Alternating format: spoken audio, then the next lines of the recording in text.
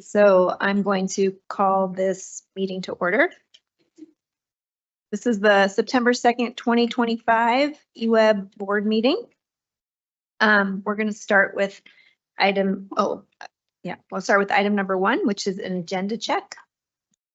I guess I would like to say for the agenda check is that we have, towards the end, we have the general manager recruitment process, and there's 60 to 90 minutes on there.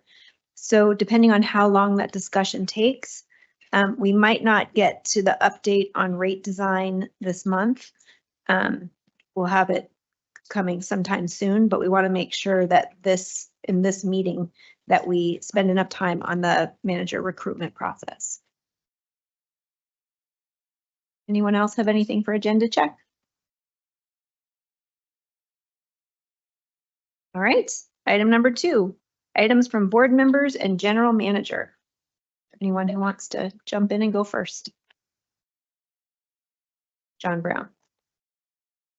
Yeah, I'd just like to acknowledge the workers that we have here. It's not only it's everybody is good in my opinion, but now a special shout out to the men and women that are out on the poles in the ditches, because it's 100 degrees out, and when it's cold weather they can accommodate it, for the hot weather they can't. They still have the safety issues, and just knowing our comforts of sitting in here and they're out there working and doing all this work. I'd just like to give the shout out to that group of people especially, and acknowledge their extra efforts and having to deal with the elements. Thank you. Thanks. Tim? Yeah, thank you, Chair. Just want to acknowledge again, I had a constituent of, I think, Ward 4, who shared with me that he had a huge leak in his basement, and through the automatic notification of the water usage, that's how he caught it. He caught it early and was able to resolve it. So this is a drum that I will just continue to beat, but I really appreciate that effort, and I think it really is supporting our customers in very direct ways. So. Frank, is there anything from you? Yes, good evening, commissioners. Just a couple items. Commissioner Brown, we will pass on your comments about field staff. Appreciate that. Did want to inform commissioners that Deborah Hart and Karen Kelly and I met with the City of Eugene management, specifically the city manager and assistant city manager, just to tee up some more detailed discussions around the fire hydrants. It's the purpose of that is to develop some boundaries, conditions, some back and forth, so that at some point we can come back to the board with a lot more detail and potential options. And so that's an update. And the second one was just an acknowledgement to the EWEB staff, who has automated the move-in, move-out process, which is now available on the portal. That has already had some impacts on our customer call load, which allows us to spend more time on the more complex issues. And so really wanted to acknowledge the work that took place to automate that particular process. So thank you. Item number 3, correspondence. Back to you, Frank. Yeah, commissioners, there was just one item of correspondence relating to, actually there's 2 pieces of correspondence. One relates to the pass-through of the Bonneville increase. We had forecasted that to be 4%. It looks like after a number of back and forth, Bonneville, looking at our own impacts, that has been dropped to 2.7% on the residential side, 3.4% overall, and planning to implement that per policy immediately, commencing this next month. And then the other item of correspondence is the preview of the intergovernmental agreement with the City of Eugene around billing services. This is specific not to any sort of new fee, but the costs, and this is cost-based, of the billing of the stormwater and wastewater fees. And so there's an increase of that has been presented to city staff, and that would come back to the board, to this board, for approval on consent calendar next month. Question, if I may, about that topic. Sorry. Learn. So it looks like we were billing them 235,000 and now it's over $1 million. So were we off, or, I mean, how did that disparity happen? Because if we should have been billing them $1 million all along and we're only billing them 235, how long has that gone on? And is there any chance of us going back and recovering that? So two things. First of all, I think it's going from about a little under 1.2 million to almost 2.5 million. Some of that is based on the cost allocation. The greater percentage of the bill, the greater the allocation of those costs, and also how the numbers on the customers are divided.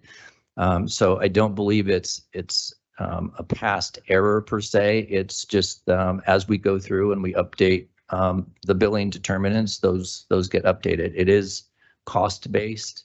Don't believe the previous agreement called for any kind of retroactive adjustment. But if there's more detail, I can lean into either Deborah Hart or Julie McGahey, who were part of the discussions.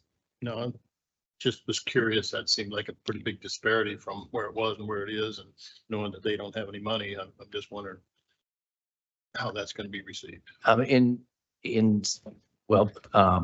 Staff that was presented this information, I'm not going to say it was okay with it. There wasn't an objection. I would also say that how they do their billing, the gross versus net, would likely get built into their fee process. And if there was anything I missed, Deborah, on what drove the cost increase, Deborah, Julie, I'm looking over both shoulders. Of things in two. There were a few things. One was a more comprehensive collection of our costs, specifically as it related to billing, rather than focusing just on the folks who answered questions by phone and in our lobby. And we've also seen a significant increase in merchant services fees, the fees that are associated with taking credit card payments. And we've more closely aligned the city's portion with the portion of revenue that we collect on their behalf. So those were two big drivers. Thank you. Julie, did you have anything to? Is it? Other comments? I guess I'll say that I'm really glad to see that the pass-through is less than we thought it would be. Oftentimes it's the other way around. And I know that we have done our best to try to lower price increases on our end. So it's good to see that there's a little bit of relief coming from BPA's way as well.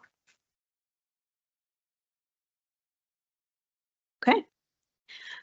We will move on to agenda item number 4, which is public input. Welcome to the public input session for this meeting. EWEB is a public not-for-profit organization whose charter is to deliver drinking water and electricity to our community. Although this forum is not used for an open back and forth dialogue, commissioners and staff value hearing diverse perspectives and receiving community input. Speakers are asked to keep their testimony relevant to EWEB business and request that everyone share their comments in a productive and respectful manner. Should speakers or audience members become disruptive, they may be muted or removed from the meeting. At this time, we have one caller and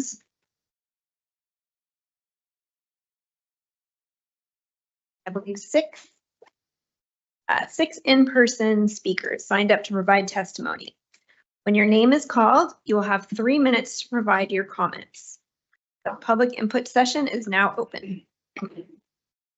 So we will begin with Craig Patterson on the phone, followed by Nancy Honored. Craig, are you there? You hear? Yep, we can hear you. You've got 3 minutes. You hear me? Yep, we can hear you. You can hear me then, I assume? Yes, we can hear you. Go ahead. I'm not getting any feedback. Okay. Thank you, Commissioner, EWEB commissioners and general manager and staff for this opportunity to address you. I want to talk about the upcoming biomass contract renewal. First of all, the fact that it was a non-disclosure contract, I believe, undermines public confidence in a public utility. However, my understanding is that the Register Guard found out that you guys are paying 8.7 cents a kilowatt hour for that biomass dirty energy, whereas the BPA wholesale rate is 3.59 cents. A Menominee study found that biomass is 40 times dirtier than coal and 300 times dirtier than natural gas, in part a function of energy density.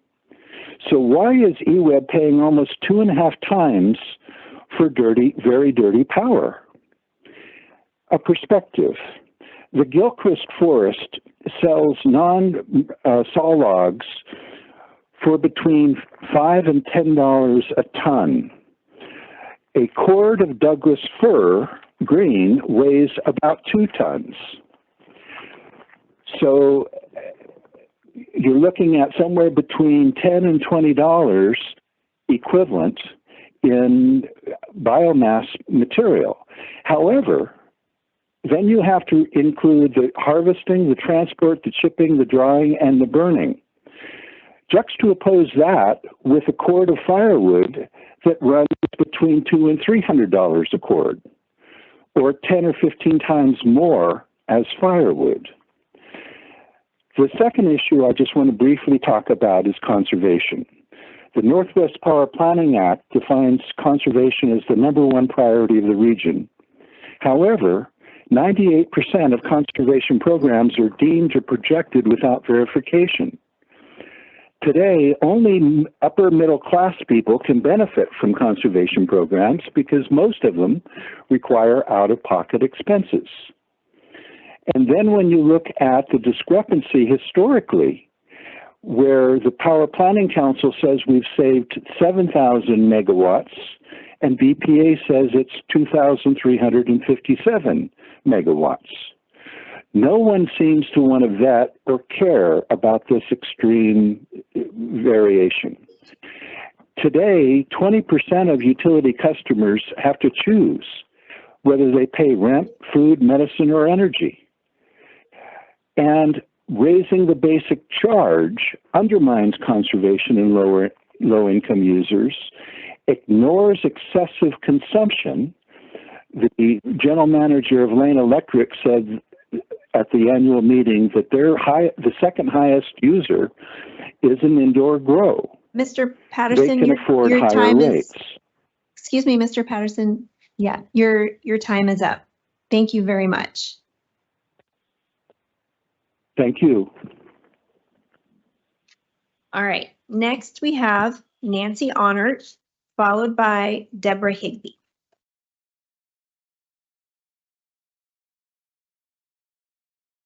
I'm Nancy Honored. I live in Eugene in Ward 2.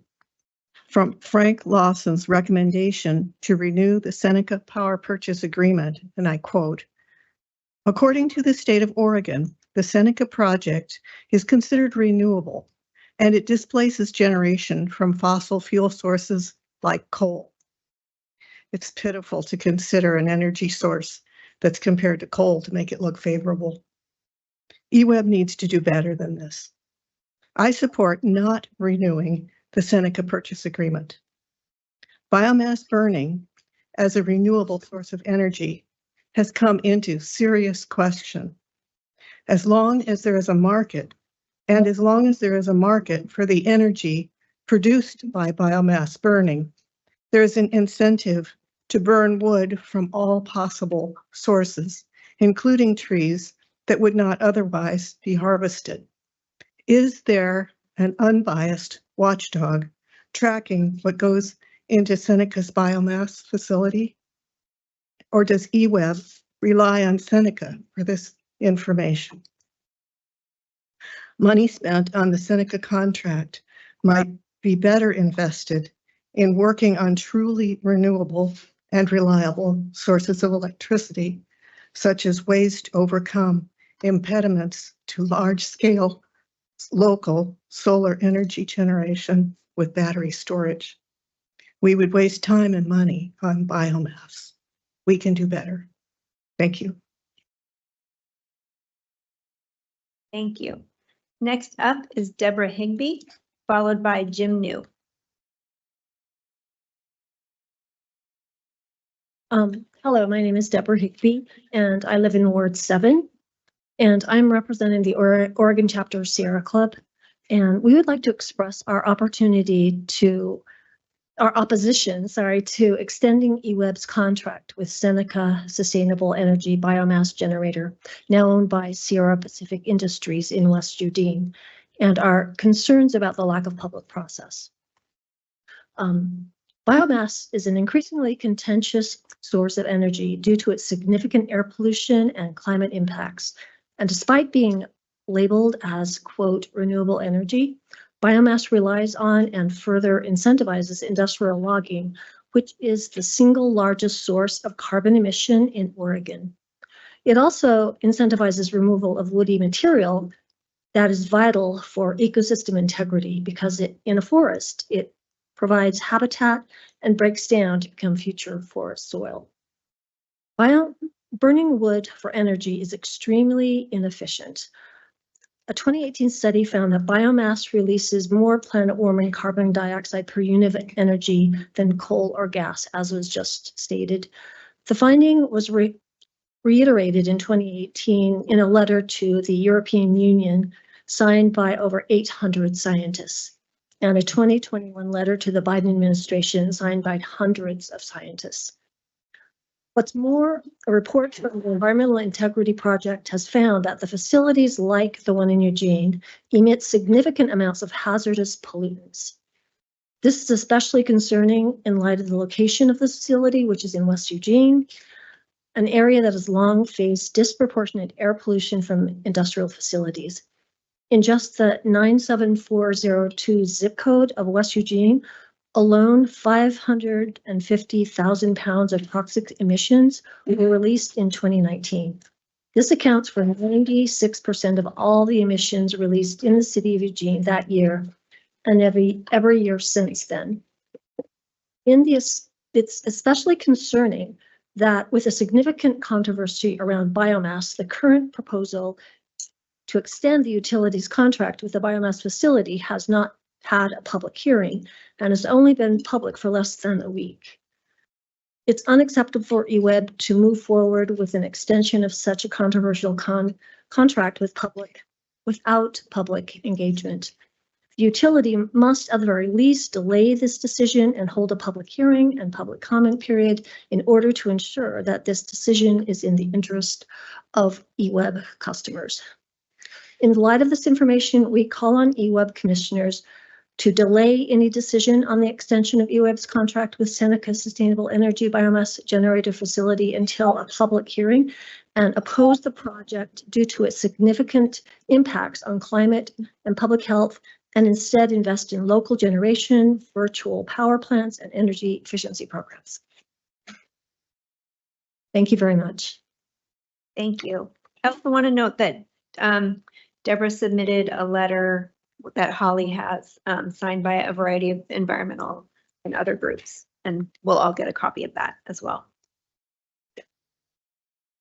Next up is Jim New, followed by Eric Jura. Good evening, Commissioners. Thanks for the opportunity to speak. My name is Jim New. I live in Ward 7.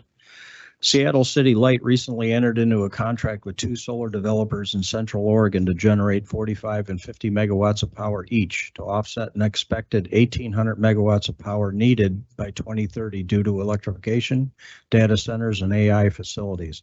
They are looking to fill this shortfall with solar rather than hydro in anticipation of a low snowpack predicted by climate scientists that will affect utilities along the West Coast. I recall repeated assurances from EWEB that the utility has a demand problem, not a supply problem when it comes to resource adequacy. It is clear that this is changing. Other resources will be necessary as EWEB considers its new contract with Bonneville Power, and other utilities face the same dilemma. Local self-contained microgrid energy systems comprised of generating resources and battery storage are key in providing energy to the utility network. Governor Kotek recently signed microgrid legislation, which will create a process for the PUC to create rules and guidelines for microgrid interconnection operation, compensation, and require utilities to develop community-owned microgrids by 2030. Renewable energy sourcing with battery energy storage systems coupled with microgrid technology will be key in the utilities resource supply.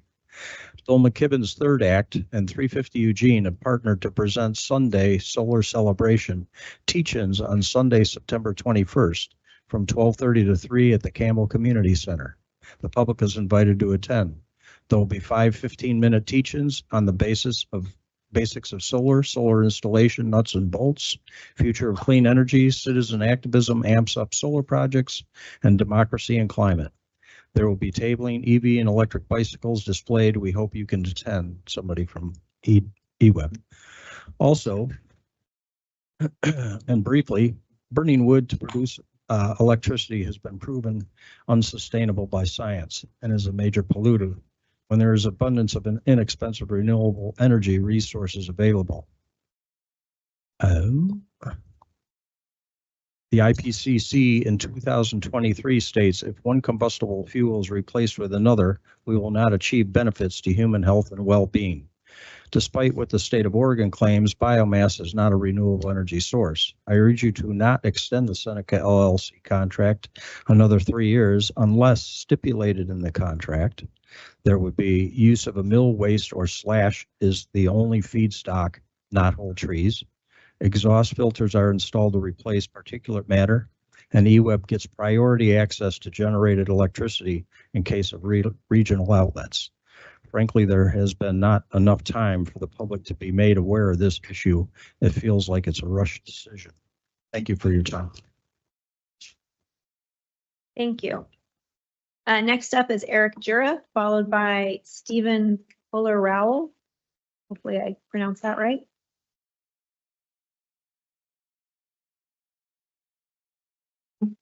Good evening, Commissioners, General Manager, staff. Nice to see you again. 4 quick items, I hope. The last EWEB meeting, there was a representative of EWEB's electrical union, made some comments about concerns he had with regard to the relationship between EWEB and the union and union members and so forth. I'm sorry I didn't just write about this in an email instead of bringing it up tonight, but I just was too busy this month. I was once a member of a union.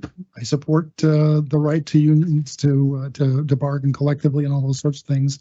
I don't know who's right or wrong because I don't know enough about this, and I wouldn't even hazard to get into that mess. I would simply say that I hope that you guys can work it out, that the issues, whatever they are, can be resolved satisfactorily for both sides, and that that'll happen fairly soon. So it was a little disconcerting to hear that. That's all. Number 2 has to do with the rates that you announced, the BPA pass-through. Very happy to hear that my rates will only go up 2.7%. That's always good news. I'm not totally irrational when I say that I'm very concerned about rates in the next 10, 15 years. Given climate change and the increase in demand for electricity and so forth, I don't see how we can avoid some pretty steep rate increases. So I'll take the win, and we should celebrate this little piece of good news. Number 3, there was an article in the Eugene Lookout. Actually, it was a community input that had to do with EWEB rates and so forth, and making the fixed portion of the electric charge be based be a progressive rate based on the income of the ratepayers and so forth. I thought that was interesting. I don't know if it would work or not. I'm not even really sure why it chose just the fixed portion. Anyway, I hope you saw it, and we'll take that into account. I know that EWEB has spent a lot of time, and the staff have spent a lot of time working on trying to figure out how to keep rates under control. I appreciate that.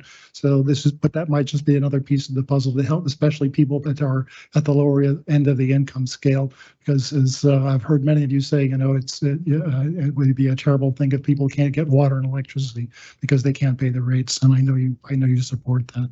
And then finally, I've been following a little bit the work you've been doing on substations discussions on upgrading the substations and so forth. And I note with pleasure that the one you've been working on recently is the one that supplies my home. So thank you very much for doing that. Have a good evening. Thank you. Next up, Stephen, followed by Mark Rabinowitz.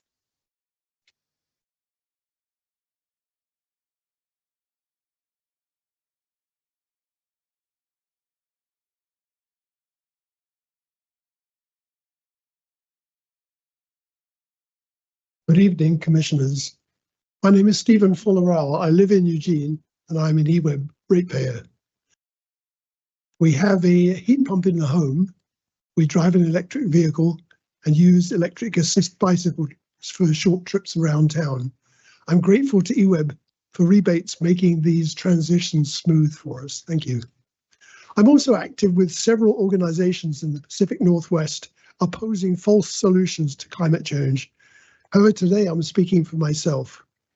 Last week, Jim New, who spoke to you a moment ago from 350 Eugene, sent you a paper explaining why biomass energy is not clean or renewable strategy to reduce CO2 levels in the atmosphere. I sent the same information to EWEB staff back when the board was working on your long-term strategic power supply planning. I hope you have had time to read this paper. It is possible that you may decide to ignore this information and rely on the IPCC and the state of Oregon's classification of biomass energy as renewable. If you do that, I strongly suggest that you include in any agreement with Seneca an escape clause from any binding commitment by EWEB. The global recognition that biomass energy is neither clean nor renewable is gathering momentum. When the IPC inevitably modifies their policy, and when this change eventually percolates down to Oregon, it would be good if extracting EWEB for any commitments with Seneca could have less impact on your ratepayers than extracting EWEB from nuclear power supply contracts in the past. In conclusion, I trust that you will do what's best for us, your ratepayers, and for the planet. Thank you. Thank you very much. Last up is Mark Rabinowitz.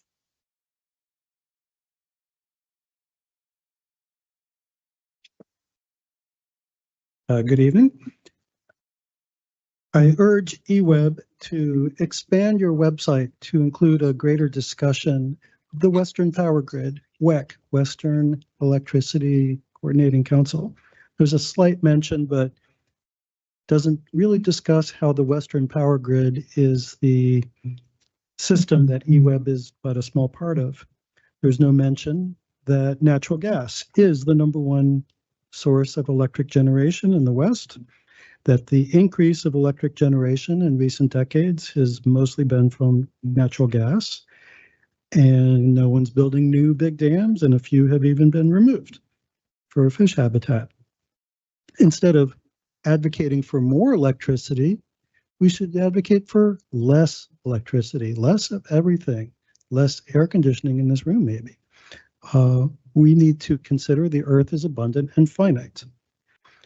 The recent closure of Boardman was replaced by natural gas, but natural gas for conventional wells has mostly run out, and 3/4 of the natural gas flow, as you may or may not know, is from fracking, and fracked wells don't last as long. They're more polluting, more expensive. Regarding Seneca so-called sustainable, discussing or rubber stamping this on a day of high air pollution is maybe appropriate. We have known for thousands of years that deforestation causes desertification. This was seen during the days of the Roman Empire and even before, and it is one of the main factors behind climate change that has led to an increase in forest fires. Clear cutting destroys forests. Seneca and their new parent company clear cuts and sprays 2,4-D over their clear cuts, which we called Agent Orange when it was done in Vietnam. It causes cancer and birth defects and birth mutations and other problems. El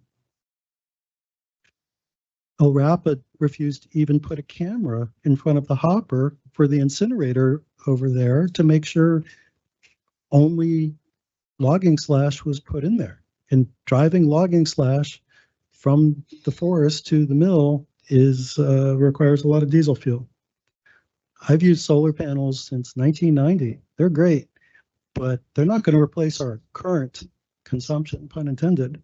We need to power down, reduce consumption, reduce our greed, stand up to the data centers and say we do not need endless data centers everywhere, and we need to focus on what's going to be needed for our long-term survival as a species in an ecosystem, which of course we're not doing. Thank you very much.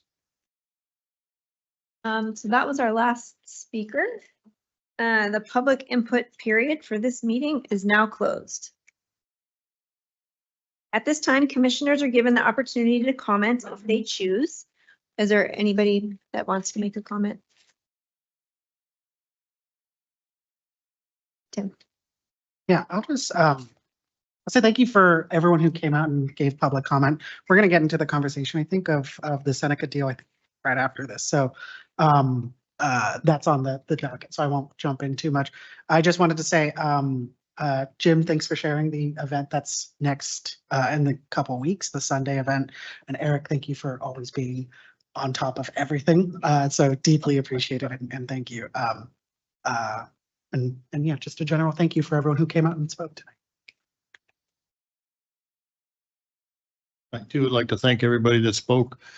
Just a point from my perspective and things, and Jim, I thank you for that article, but I think that technology that you cited about the pollution and those biomass is not the same that Seneca employs, but Seneca doesn't, there's a kind of disinformation. They don't go out in the woods. They don't bring slash from the woods and things. They don't burn that. They only burn byproducts from mills and poles and shells from filberts and hazelnuts and things like that. So they're not out there. When I first was involved in this 20 years ago, we went out to the woods and we saw that there's a new way that they log. They bring everything high lead, they pile it up. And at that time, they were chipping it and everything, but it turned out that that wasn't clean enough for the system. We have El Rapo that's monitoring this. We have the state of Oregon that's encouraging it with tax incentives and things such as that. So I think there's some information that maybe needs some clarification because, there was that concern before that they were out cutting trees. No, that's not true because trees are worth a whole lot more as lumber and or wood chips for paper than they are for biomass. And they don't burn like that way. They are using byproducts from mill operations and things such as that. And if that's not correct, I will be corrected by the record, but I think that is correct. So thank you again for your comments, and we'll have a discussion later this evening about the contract. Thank you. All right. Thank you, everybody, for your public testimony tonight. We're going to move on to some board action items, starting with agenda item number 5, which is approval of consent calendar A. Move to adopt consent calendar A. Any discussion? All those in favor say aye. Aye. Aye. All right. Consent calendar A is passed. Item number 6, approval of consent calendar B. Move to adopt a consent calendar B. Any discussion? All right. All those in favor say aye. Aye. Aye. Aye. Okay. Like consent calendar B is approved. Now we're going to move on to agenda item number 8, which is resolution number 2516 about the Seneca contract.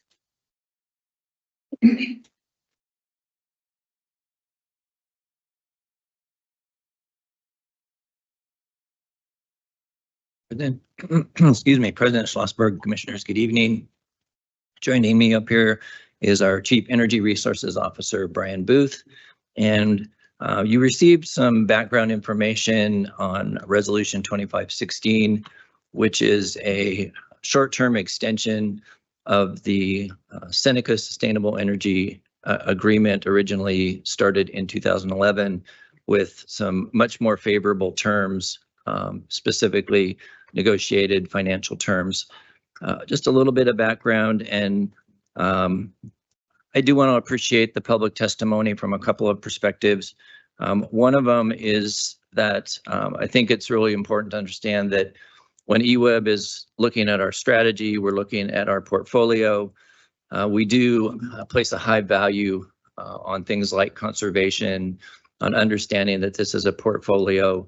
We're looking at a balance of interests and issues. The board has set forth policy around the cleanliness of our resources, balanced with also guidance around economics. And so what we're asking for here is relative to just on a nameplate basis, just under 20 megawatts. And this is not, and I think terms matter, strictly a biomass facility. This is a combination heat and power plant, which is, I call it a cogen plant. So it has more efficiency than just burning wood for a wood-fired generator. The operating characteristics, they do have stored fuel. It has a high capacity factor. It does receive renewable energy credits, which are part of the value of the facility that we're looking for. It's an unfair comparison to compare it with a strict energy contract, for example, from a Bonneville Power Administration. And they did go through the Cleaner Air Oregon program, and in reaching out, staff directly reached out to LRAPA to talk about their compliance record and their mode of operation, the measurements and the process they went through with Cleaner Air Oregon. The resolution itself, again, favorable terms, short-term extension. It's non-subsidized, market neutral. That's defined in the resolution. The purpose there is to give the organization flexibility as we see several things occur in both the operating environment, the markets, and also the Bonneville contract. The Bonneville contract that we're entering into has strict limits around its ability to expand, and any other resource has typically long lead time as far as development or market exposure. And so this is a way to maintain flexibility if this does get applied to load or balanced into the market. And so we've asked for an extension, more favorable terms. We put some guidance in the resolution around what that looks like. And we would like to move to approve the resolution 2516 as presented, which will give us a great deal of flexibility and does not actually limit many of the things that customers are asking for around some of their other interests. But it does give the organization flexibility to pursue that in an environment that is going to change significantly in the next few years. With that, we would be happy to entertain questions or a motion with then discussion. So you can approach it either way, President Schlossberg. Go ahead, Sonia. Okay, well, thank you very much for the information, the background. I do appreciate all the other public comment this evening too on this topic. I just wanted to save my questions for this moment. So when I ran for office almost a decade ago now, this was one of the biggest things that constituents reached out to me about, and one of their biggest concerns, because the original contract was very fresh in their minds. And obviously, because some of the information came out about the market right now, when you're talking about here, the favorable revision of terms and conditions, that is a very fancy way of saying that the terms that we're going to pay are going to be in line with our other options that are out there, right? So we're not paying gobs more that were even mentioned again in the public testimony. Okay, so yes, that's correct. When you look at the characteristics that another way of saying this is either an avoided cost if we had to go get it, or what we could market it for. I think the intent there is to not to pay a lot for a resource of which you have to sell for less money. And so when we say market neutral, that's essentially, there's a couple different ways to look at that. We put a little bit of a range around that because, as this group know, markets fluctuate they fluctuate hourly. And so we want to be in a position where we can be market neutral with a little bit of flexibility on what that looks like. Can you talk to me about the 3-year time frame? And Yeah, why part of we're the gonna get- 3-year timeframe is twofold. One of them has to do with the Bonneville contract and its initiation in 2028. The other one has to do with when you do look at marketing options, that would create flexibility if we do want to take it to load. But if we don't want to take it to load, you want to have enough time frame that you can market that for a reasonable amount of return. And so 3 years is kind of a nice balance for that. If we voted against this resolution, would the Seneca plant shut down? No, it would not. Seneca would market to somebody else.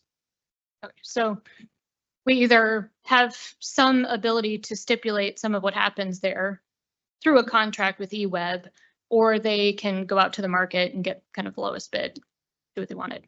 Yeah, Correct? they would get the highest bid. Or highest probably. bid, yes, sorry. I think the flip side, really the reason for our interest is not only could they market that, they could market it for a longer term.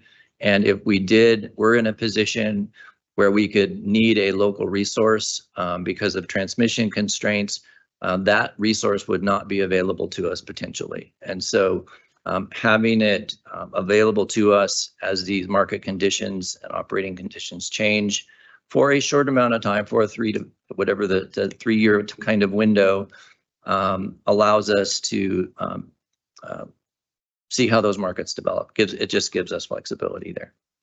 Can you put the 9.8 megawatts into perspective and the amount of storage they have on site into perspective? It's my understanding that that's the nameplate. It doesn't quite run at nameplate. Brian, do you know what its average output is? The average is in the mid-teens, I think 15 or 16.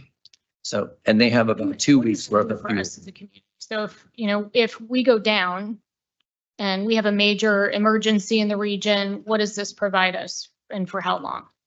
Our average, well, so there's a couple of conditions that would probably occur. Our average load on a yearly basis is about 275 megawatts.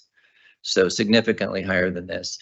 However, if we had an issue where the grid went down, we had to island, we had to rely on local resources, we would go into a pretty heavy curtailment mode.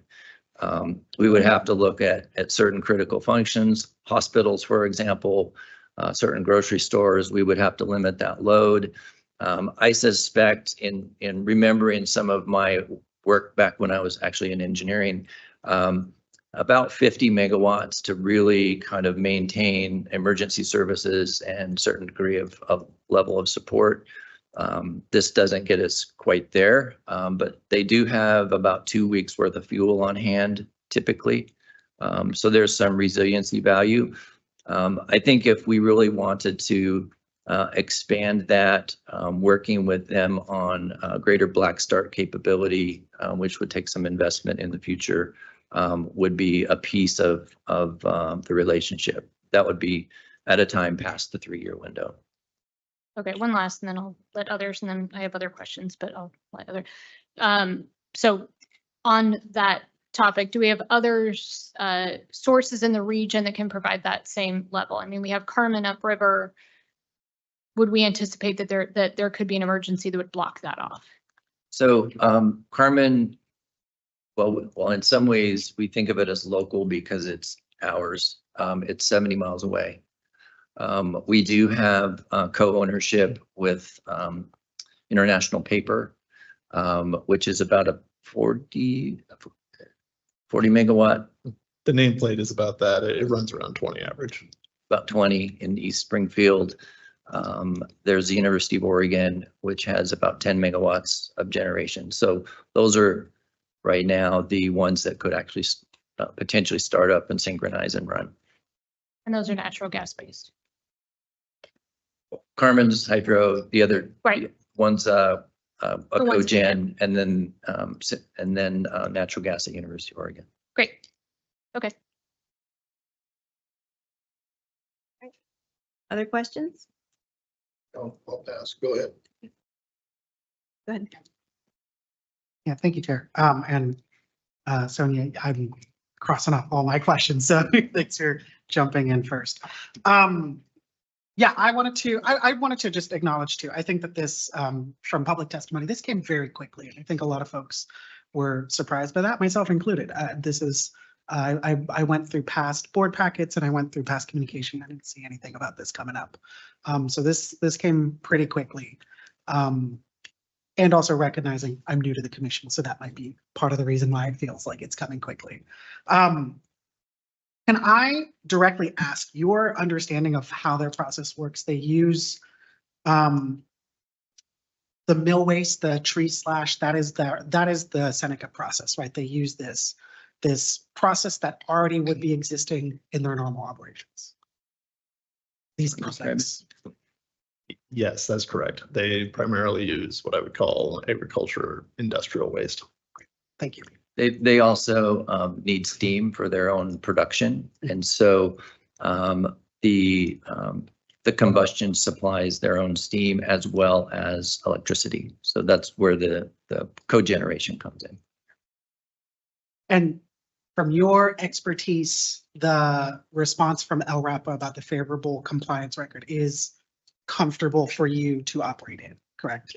That's So I mean, first of all, you have to look at the role of LRAPA, which is related to the environment, air quality in particular. The other thing, just Commissioner Morrison, this is just a personal observation. I've been in most of my career spent in industrial facilities. I've never seen an industrial facility go to the extent that this one has relative to controlling the environment, the environmental protections and things that they have gone through.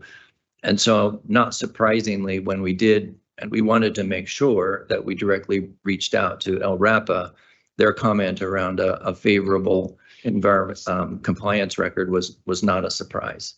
I think, in fact, all the commissioners, I don't know if you have, but the rest of the commissioners have taken a tour of the site, which includes a lot of enclosures and covering and materials handling, as well as not just the combustion, and then additional environmental protection, pollution controls, electrostatic precipitators, for example, on the output. When I do hear people quoting dirtier than, or this kind of comparison, I think you have to be really careful what you're using as your standard and what you're comparing to. If you're looking at the total life cycle versus just at the output of a smokestack with no controls, I mean, there's a lot of different details that go into that. The National Renewable Environmental Labs did do a life cycle study on different kinds of electricity generation. This was a study in 2021, and that study showed biomass, and cogen in particular was significantly cleaner than the references this evening. Again, I want to be careful of that too. You have to be, there's a lot of, especially in the carbon accounting world, there's a lot of factual extrapolation. If this is true and that's true, then this other thing must also be true. And so we have tended to lean into those who are chartered with its control, which in this case is LRAPA, and the state of Oregon has deemed it renewable, which allows us to market the renewable energy credits that come along with it. Yeah, thank you. There's a very, let me knock off some more questions of mine.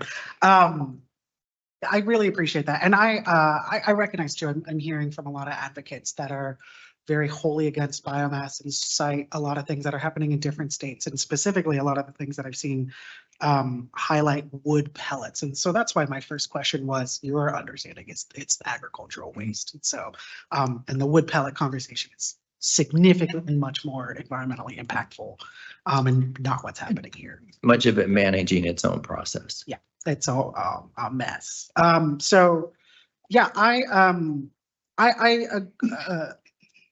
think the only other question that I had was, will there be a prioritization of access to electricity should we have the need of it?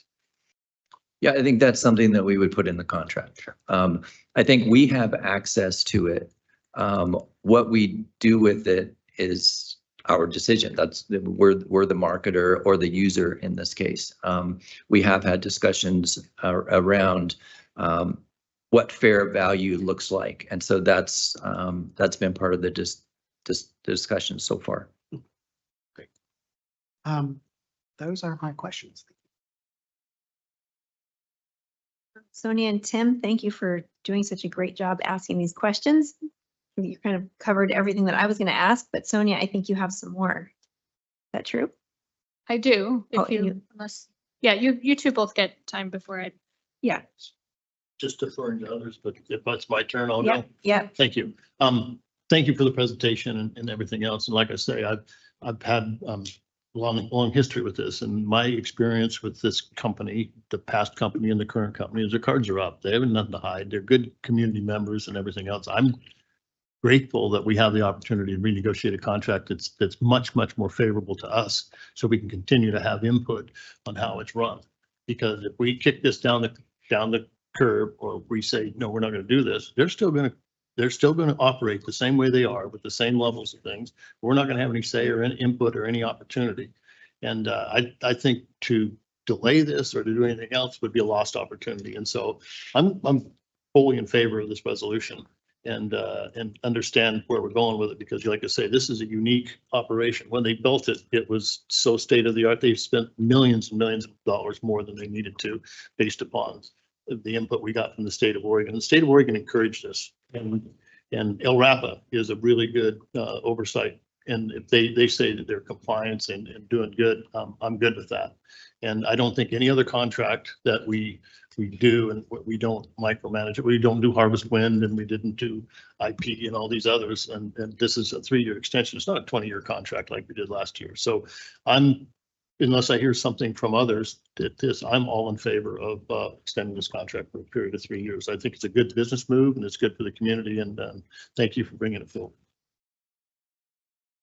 Sonia, did you have some more questions?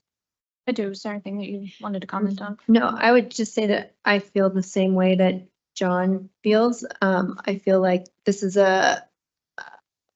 something that's available to us. I think that it's not like if we didn't have this contract that this would go away. So I think it's a good opportunity for us to have some say in how this how the energy is managed. And also that it's just a 3-year contract, it's just short term. I think it provides us some flexibility in a time where there's just some uncertainties. I assume that in 3 years we'll be negotiating another contract, and maybe we'll know a little bit more about just what some of our options are. So I'm in support of this. Yeah. I think also President Schlossberg and commissioners, we talk about negotiating and where we will be in 3 years. I think the markets will be someplace different in 3 years, which also the Sierra Pacific recognizes the fact that a 3-year deal is appropriate. It's a 20-year deal would be high risk for all parties involved. And so I think that the timing does make sense. Given where markets are at, given things that we're seeing, the gentleman who testified on WEC and a lot of things happening in the region, I certainly appreciate and understand the testimony around this is not a mutually exclusive thing. If we do this, we can't do all these other things. I think we have to look at this as a portfolio and recognize things like conservation are important, renewable sources are important, local, as well as understanding impacts on transmission. The transmission queue is the highest it's ever been in its history. And so we have to recognize the importance of that and really build in the flexibility to have choices and believe that this does. I know we're over time, but Sonia has more questions. Okay, and Tim does too. So is it okay if we do another round? Or okay, great. Go ahead, Okay, Sonia. I'll try to be quick. So if we vote on this resolution, just process quickly, you go and do the negotiating and then you come back, or this is it? You go and make the contract and it gets signed. So the guidance that the resolution provides basically is an extension of the contract that exists with some new terms. There's guidance around what those the qualifications that those terms have, and then the authority would be to negotiate and execute if it meets those terms. If it doesn't meet those terms, we would not execute it. But we would not have to bring it back. Okay, so the terms that are changing are the pricing, and Basically, everything else stays the same. Yeah. And is there an opportunity to talk about anything else, or that would not be an extension of the contract at that point? there's been minor administrative changes to it, but nothing that would be substantive. Real quick, how much of our power comes from Seneca overall? Oh, overall, I'll let Brian this, but I'll make a note that none of it is dedicated to load at this point. So 0 of the 275. But if you look at our total portfolio, which is around 300, 350, something like that. So to be in the 5% kind of range. 5%. Question. Okay, so just a quick other couple of quick comments. You know, I appreciate all the work that, you know, that folks have put into this, the thought process around the 3 years. It did feel kind of quick and sudden on the timing. And I do, you know, given that it would just kind of be an extension and that it wouldn't come back to us, I'm a little bit nervous about that. But it is only 3 years. And I do think it's an appropriate resource for the region. I wish that others could see the plant like I have. It is impressive. It is incredibly impressive, the amount of work and the cleaning technology that's put in there. I'm incredibly asthmatic, and walking through there, I can barely smell anything. Like, it is the concerns that are raised that I originally ran for office and thought, oh, this is going to be a thing. When I went in and toured it, it's like, oh, wow. And the data behind, you know, looking at the air emissions from it's not the typical biomass plant that I think some of these other reports are looking at. And I think that it's very clear that we need to look further at that. Also, if they're putting this material and it's a byproduct of the logging process and it just goes in a pile or gets thrown out, then it's going to be in anaerobic digestion. And that's part of the reason why if you put something like that, biomass type product, in anaerobic digestion, then it creates methane.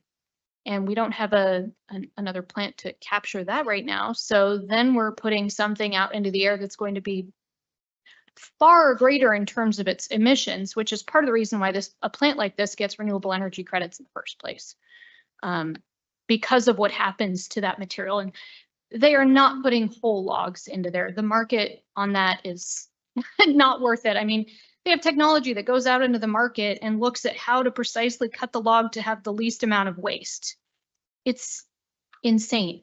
It's incredible the amount of, you know, effort that has gone into not wasting as much material as possible. So whatever is remaining is something that they cannot use for any other best purpose. So I had to explain all those reasons because my values of environmentalism, of protecting our community, for looking out for the future of my kiddo and others in the area, we have to look at carbon resources. And this is a very small portion of our piece, but I think that this has a good resiliency purpose.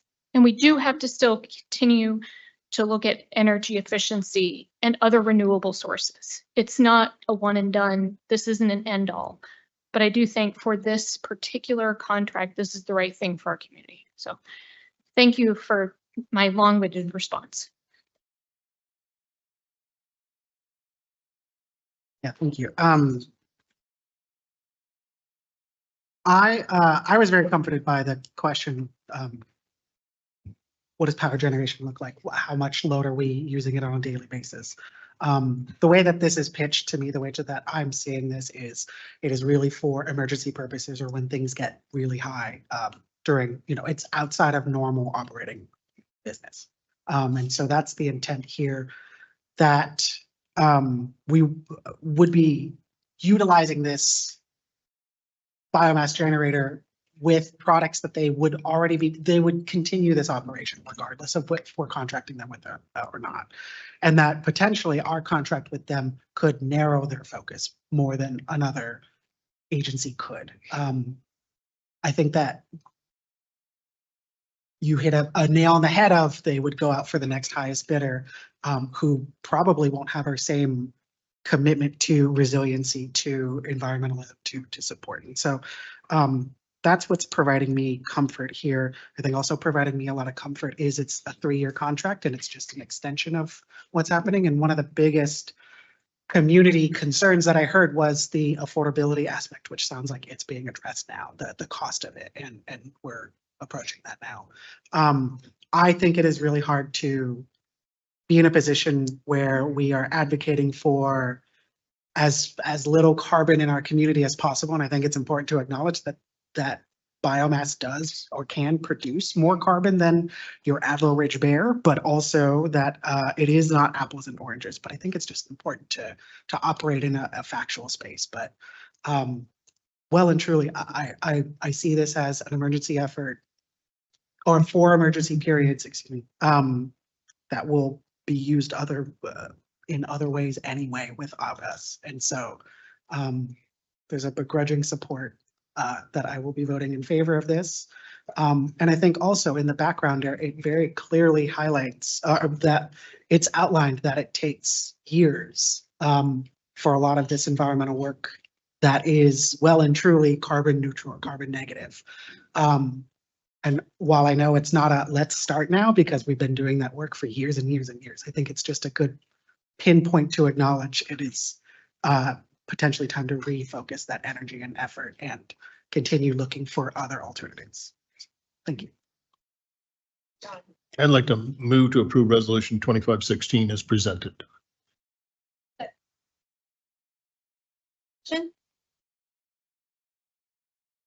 All those in favor say aye. Aye. Aye. Right. Like it was approved. Thank you. You. Thank you.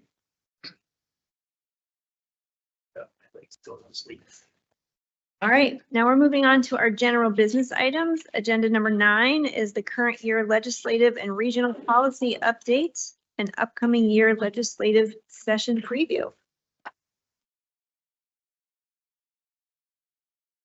Good evening, everyone. For the record, I'm Jason Huser, the EWEB Public Policy and Government Affairs Director. It's good to see you all again in person for once as well. This is our periodic regional policy update. I'll be covering a variety of issues at different levels of government this evening. As you can see, these are the places that I live, EWEB, the state capital, and once in a while, Washington, D.C. A snapshot of my life. We're going to start off with some federal issues that are regional in nature, though. Starting off with the reversal of the Columbia River Settlement Agreement. You all probably recall from past correspondence or media coverage that a year ago, a landmark agreement was agreed to in the region, a commitment from the federal government to salmon restoration efforts, a sprawling, very comprehensive list of measures that would have run to the tune of $1 billion. Variety of opinions in the electric sector, variety of opinions in the public power sector about the merits of that agreement. One thing I think everyone could agree on was one positive was it put a stay on litigation for a decade. And as you all know, certainty is something that we crave in our industry, certainty about the operations of the federal hydro system. Certainly that was one of the benefits of that agreement that everyone agreed was a good thing. So I'm here to share the news that with the reversal of that landmark agreement, we're now back in a limbo of sorts, and that certainty has dissipated. And most likely there will be a return to the courtroom as far as settling some of the future federal hydro operations and the future of the Columbia River Basin. So it also means there's not a lot for us to do. We certainly in recent years have been a little more involved talking to decision makers about this topic. But with a return to the courtroom, there's really not much for us to do. This is ultimately going to be settled through the judicial system. It's very important, though, and we'll continue to keep you apprised of developments in this area. Moving along to another topic on the Columbia River. Columbia River Treaty negotiations have been paused. That is not something that we should be alarmed about because it's pretty typical when there's a change in presidential administrations that all sorts of international agreements that are in pending negotiations are paused for review. So there's nothing unusual about that. However, we're quite eager to see those negotiations resume because there was a big breakthrough a year ago. As many of you will know, I see a few of you who have been out to Washington, D.C. with me. You'll remember well, there was over a decade of inaction on modernizing the Columbia River Treaty with Canada, an agreement that has afforded the United States flood control rather, and downstream power benefits for 60 years, but however, was in desperate need of modernization due to an imbalance in the benefits that flow to Canada to the tune of up to $300 million annually, depending on wholesale power prices. That's the high range. When prices are lower, that figure is lower. But as high as $300 million annually in overpayment in the benefits to Canada, certainly that was something that folks were interested in a modernized treaty. Since electric ratepayers in the Pacific Northwest, including EWEB customers, pay for that overpayment. I think probably our share of that overpayment is for the $300 million figure, the EWEB share would be $3 million. So we're very eager to see the treaty modernized and have a more balanced treaty. A year ago, there was an agreement in principle that did just that. Wasn't the full reduction in the entitlement we would have liked to have seen, but a pretty fair deal compared to the status quo. So we're eager to see negotiations begin again and to see a modernized treaty that's ratified by Congress. Actually, this Friday, I'll be on a meeting with several other regional utilities. We're about to step up our advocacy to the Northwest Congressional Delegation to ask them to urge the current administration to resume negotiations and get this one over the finish line. Moving along a little bit closer to home, there is some post-session activity in Salem. The Oregon Energy Strategy is still underway. We're coming up close to the end of the 2-year period for that work to be completed. Many EWEB staffers, including myself, Aaron Orlowski, and several others.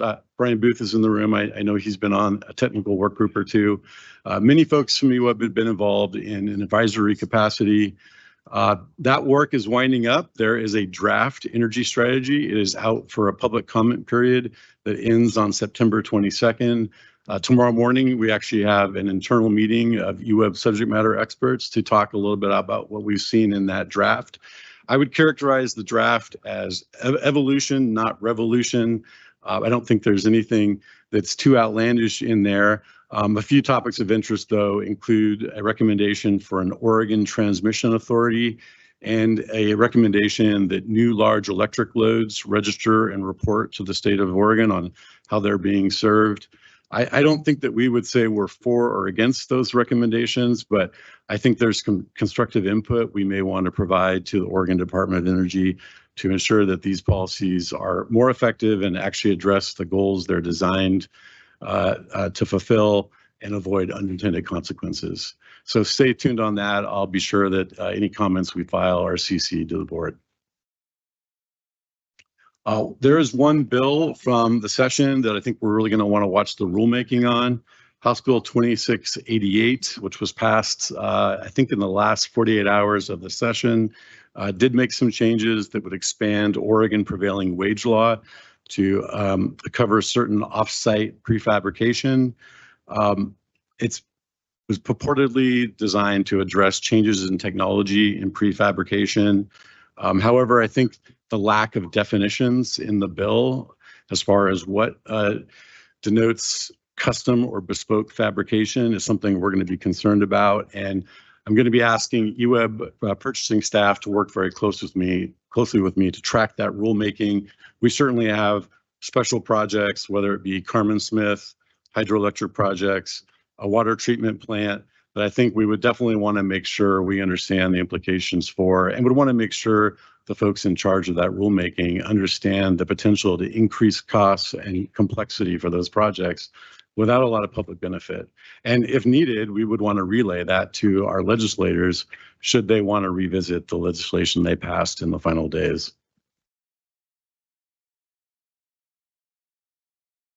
It's always hard to predict this far out what you might be working on in a future legislative session, but I'll hazard a guess this evening by highlighting at least two topics that I feel fairly confident EWEB will be working on between now and during the legislative session in 2026.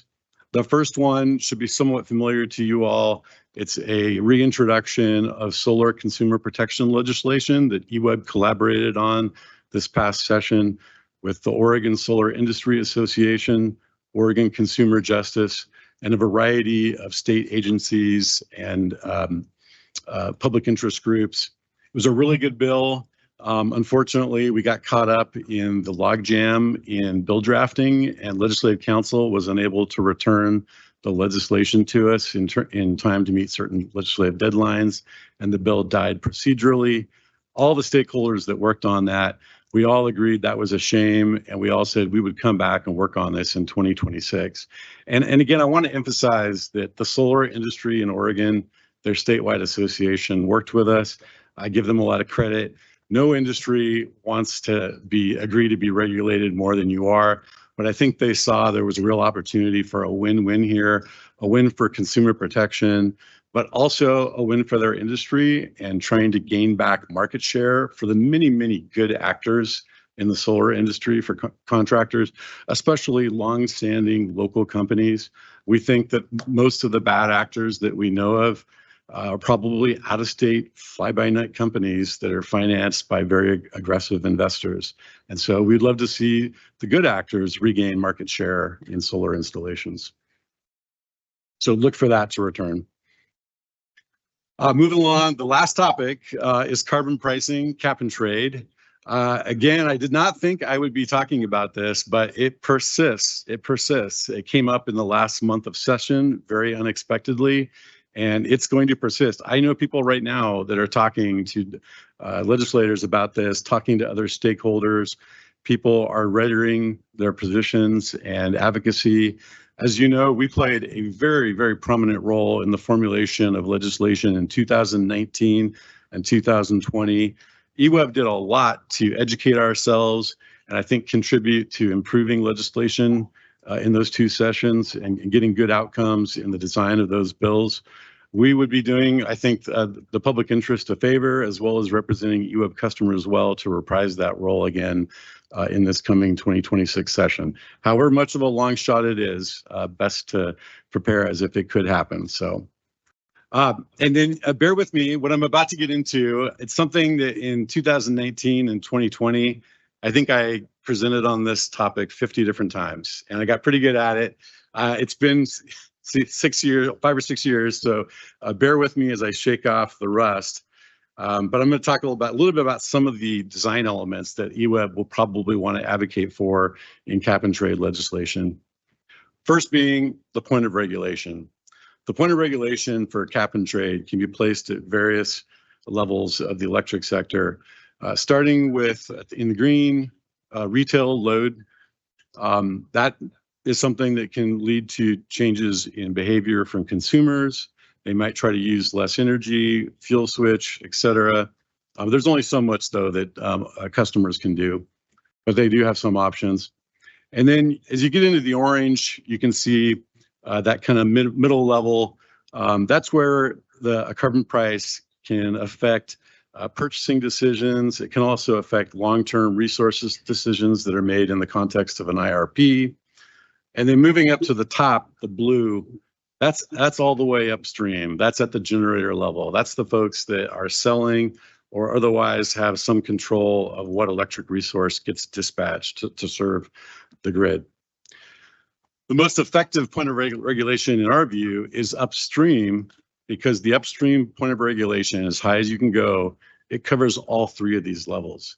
If we're trying to have a carbon price signal that truly transforms the electric sector and transforms it sooner than later, we want to go upstream as far as possible.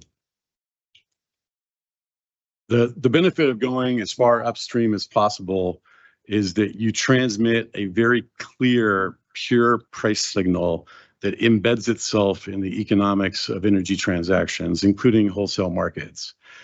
You can see here on the right, there's a bunch of doors. The person looking at it is a buyer of electricity. There are wholesale markets, exchanges, where frequently a utility may be just trying to keep the lights on. The exchanges in which some bilateral market transactions occur, you don't really get to see the resource you're buying or the carbon content. You're only going to see megawatt hours available and for what time period.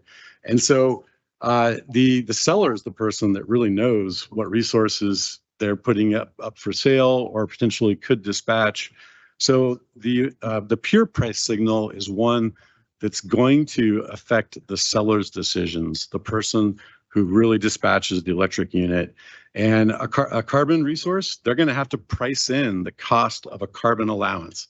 That's a permit to emit 1 ton of carbon. So I use $10 here. It's probably a lot higher now. I think I did this slide back when prices were low.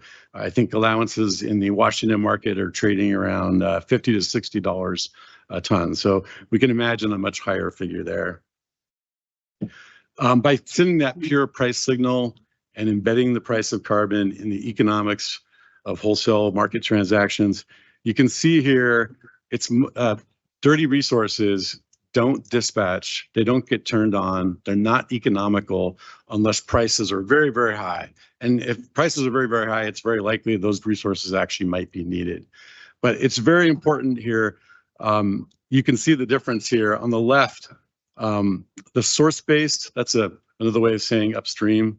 The source-based method actually embeds the carbon. The price of the allowance has to be factored into the overhead, into the economics. On the right, the load-based method, it doesn't include the price of the carbon.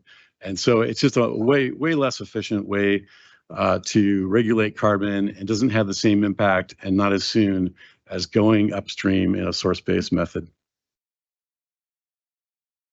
Another important factor is linkage.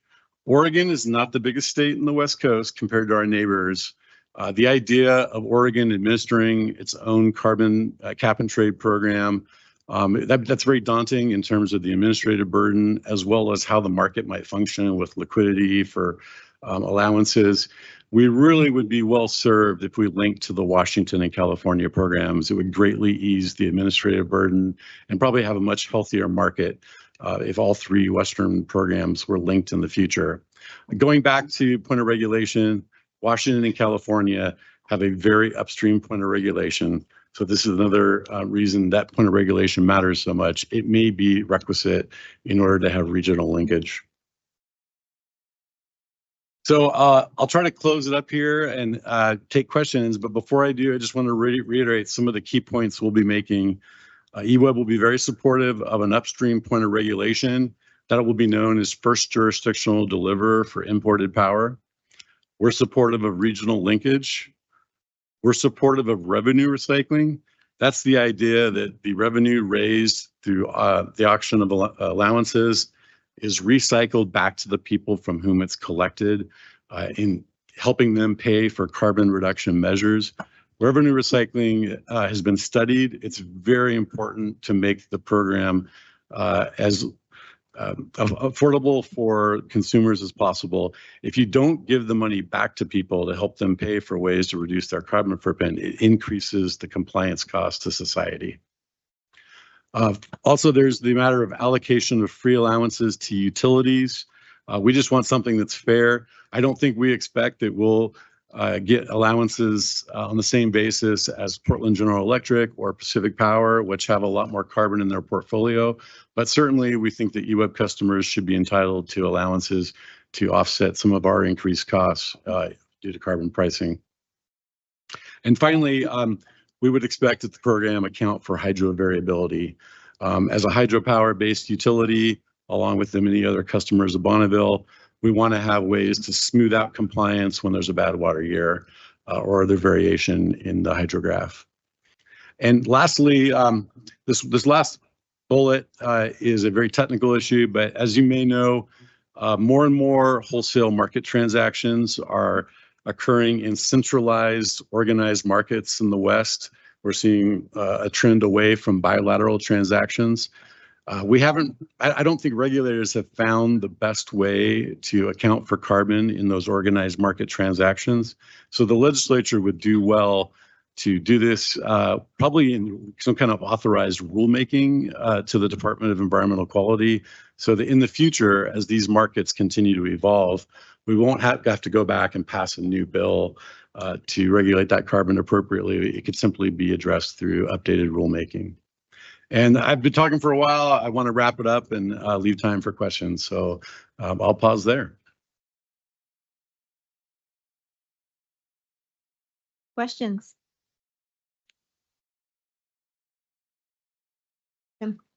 Not a question, just a comment. You are always welcome to talk for a while. I always learn something every time you're up here. So just thank you for your hard work. Thank you for your good work. I have a bunch of questions, but nothing that's fully formed yet. So thank you. Well, thank you. And anything I say that is informative, just remember it's a team effort. I have a whole team here at EWEB that helps me, and we all educate each other together. So thank you. Jason, on the prevailing wage thing, so that extends to foreign companies too, for especially, I mean, so if we go to the second source water and we have to have things fabricated, and so now how are they going to enforce prevailing wage in China? The answer to that is no one knows. I mean, because it seems to me that it's a novel concept, but prevailing wage adds 30% to any construction cost. Yeah, there are a lot of unanswered questions. This is why this is one of the most important rulemakings I think EWEB's ever seen as far as BOLI. We really don't get real involved with rulemakings at BOLI, but this is a very important one. And the debate on the floor of both the House and Senate was fascinating because there was, frankly, a large number of legislators that voted for this bill and acknowledged on the record they weren't sure they had all the answers to some of the questions they had. And they very much are hoping that there will be an excellent rulemaking that will answer the type of questions you just identified. So it is very interesting that they've delegated that much authority to the state agency. And I would not be shocked if there is a need to return to the legislature for some cleanup of this bill, if the rulemaking can't adequately balance all of the very important trade-offs and competing interests. So I just comment that, you commented about how certainty in carbon pricing, how important it is and things such as that. Well, certainty in any pricing. And so when we get a variation where we can have another bump, we've gone from 70 to 160, and if we got a 30% variance, I mean, we can't live with that. We have to know if outsourcing specially fabricated things, does that include like generators and turbines? I think when we have a new turbine built for Carmen, we outsource that, and they build it in China and ship it over here wherever they build it. So now we don't know if that's going to cost us 10 million or 16 million. Yeah, that's where the words custom bespoke were not defined in the bill. And there's a wide range of interpretation on that. Does that mean if there's a product, you get different choices in color even? What have you? Does that make it custom bespoke? So there's a lot being left to the rulemaking here. The purchasing staff at EWEB are going to get to know me a lot better. Quentin already knows I'm going to need a lot of support on this. And I'll be taking good notes during the rulemaking should we need to go back to the legislature and ask for some adjustments. Thank you. Thank you for your hard work and for your presentation, and I'm sure we'll hear from you in another few months. Sounds good. Thanks so much. Thank you. All right, we are now at our break. We're running a little ahead, but that's all right. So we have a 10-minute break, so we will come back at 7:05.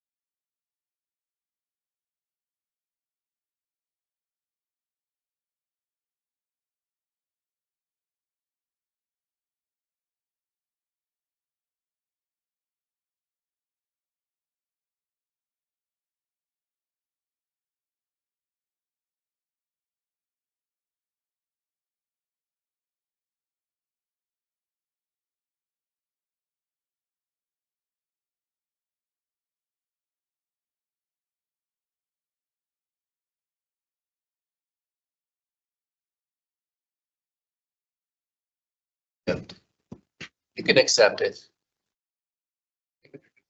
All right, I'm going to call us back into session. And we are on agenda item number 11, general manager recruitment process.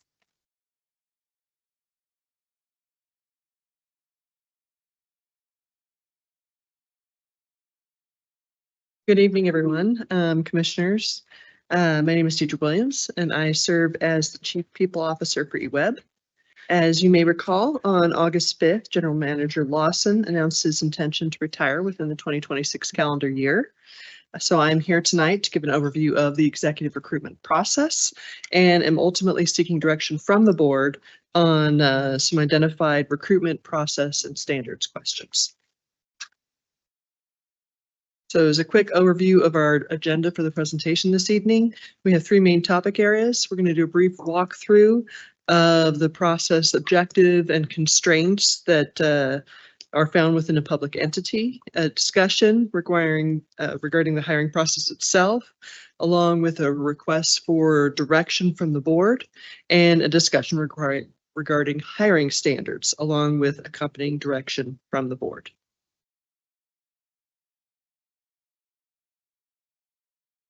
So when starting a new project, it is important for all the parties to clearly identify the desired outcomes so that we can all agree on how success is measured. In the case of the general manager recruitment, we are looking to hire a new GM who is best qualified to lead EWEB to success in immediate, mid, and long-term scenarios.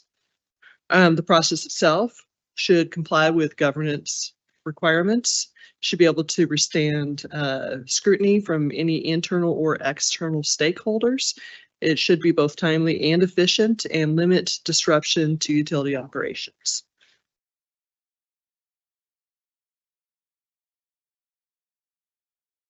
On the matter of governance constraints, I would note that there are no current board policies that dictate the process for the general manager recruitment or selection.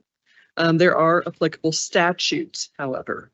Oregon Statute 192.660 specifies that some tasks must be taken place publicly, either during a general session or through some other form of public communication.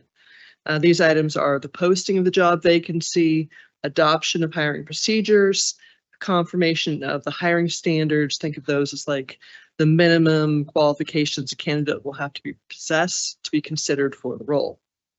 Additionally, the public has to be given an opportunity to comment on all of these items before any discussion happens in an executive session. It is appropriate for certain topics to be held in executive session after the public has had an opportunity to offer input. For example, after the board has publicly discussed and given direction regarding process and standards, and the public has had an opportunity for input, executive session would be an appropriate avenue for comparison of candidates against the standards or against one another. This appropriately protects the confidentiality of prospective applicants who are not yet public servants. Similarly, the executive session can be used to give staff direction to negotiate a contingent offer of employment to an identified candidate to see if potential and mutually agreeable financial and contractual terms can be established. However, it's important to note that any decision to make an actual offer of employment must occur within the general session.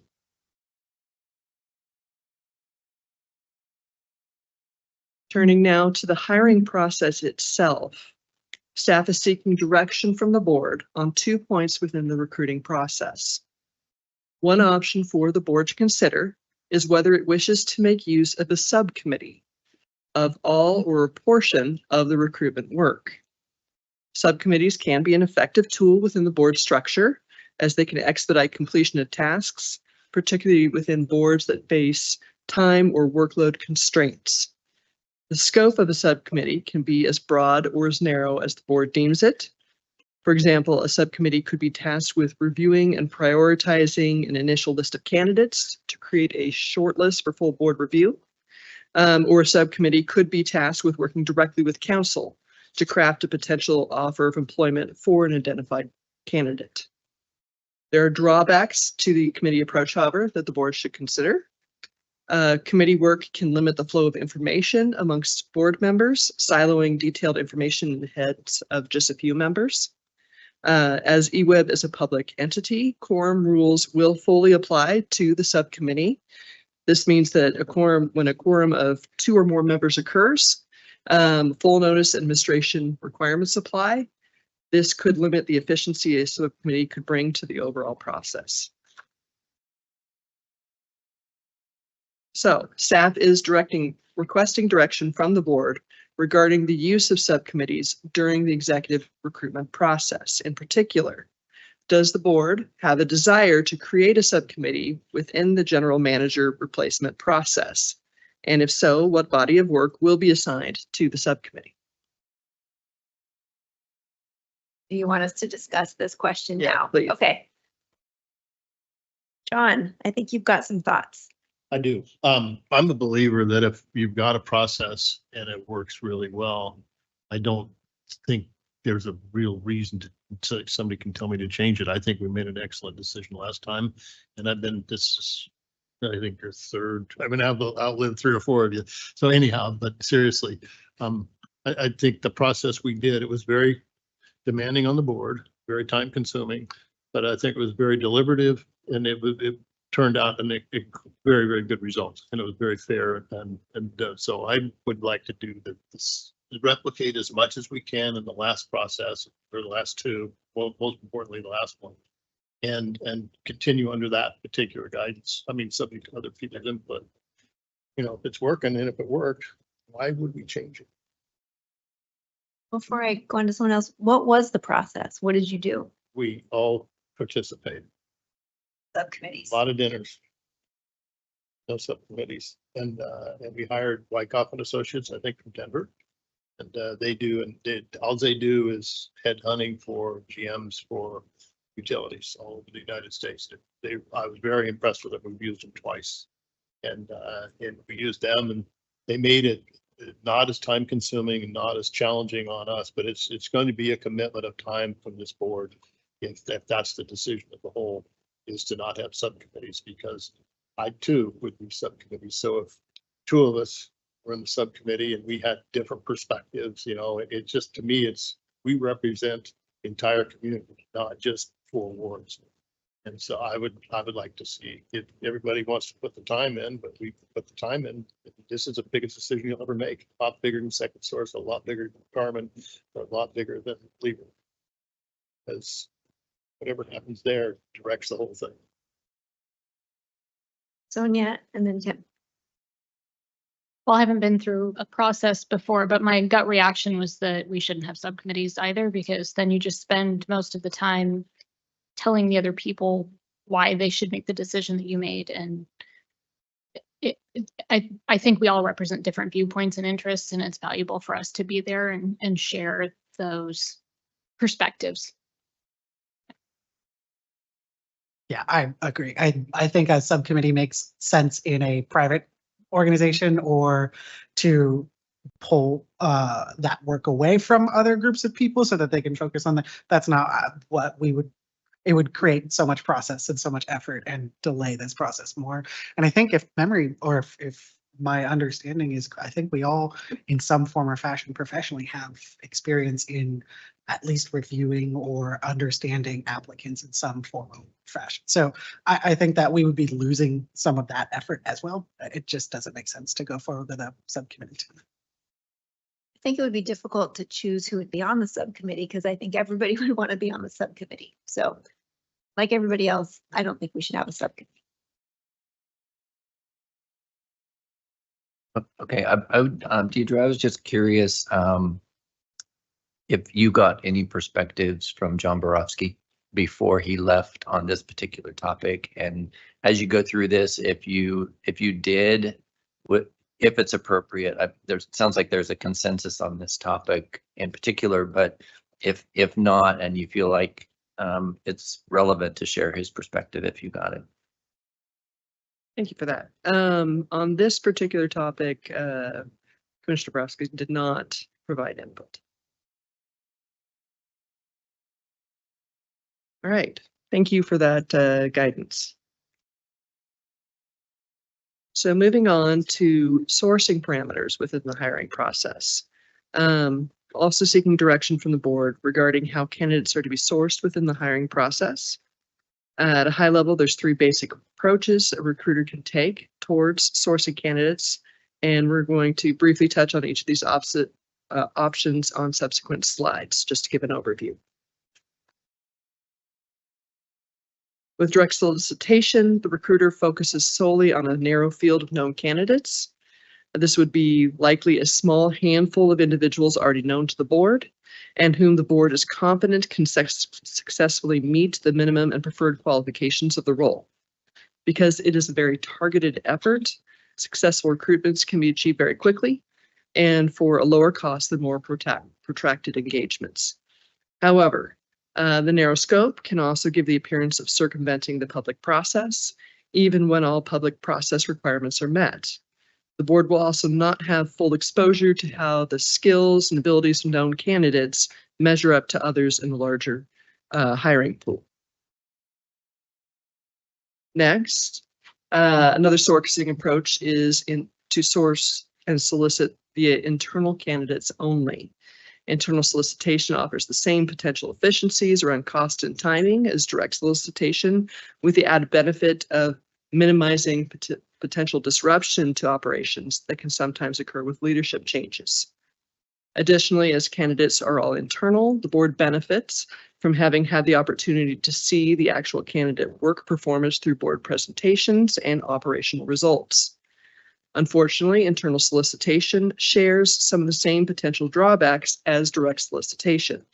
Unless carefully managed, limiting the candidate pool to only internal candidates can also give the impression that the public process requirements have not been met. It may limit the board's understanding of how those internal candidates compare to a larger hiring pool, and there is some risk that interested internal candidates may not fully meet the minimum requirements of the hiring standards. Final option for sourcing candidates is open solicitation. This is the broadest. With open solicitation, the recruiter conducts a broad search for qualified candidates across appropriate markets. It can include internal or board-directed candidates and generally includes the greatest number, quantity, and diversity of qualified candidates, thus improving the board's chances in finding a successor general manager that meets or exceeds their measures of success. A diverse candidate pool also brings the possibility of fresh perspective on EWEB strategy and operations, ensuring that the long-term path we are on remains relevant and offers the best return for ratepayers. Every approach does come with limitations.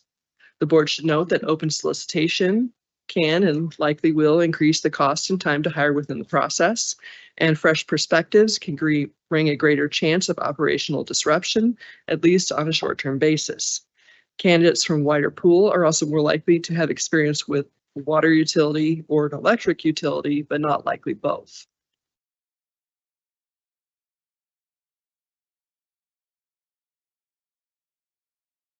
So staff's recommendation on this matter would be to engage an executive search firm to assist with an open solicitation for qualified candidates for the general manager position. Search firms should have a successful track record for placements, both nationwide and within Pacific Northwest.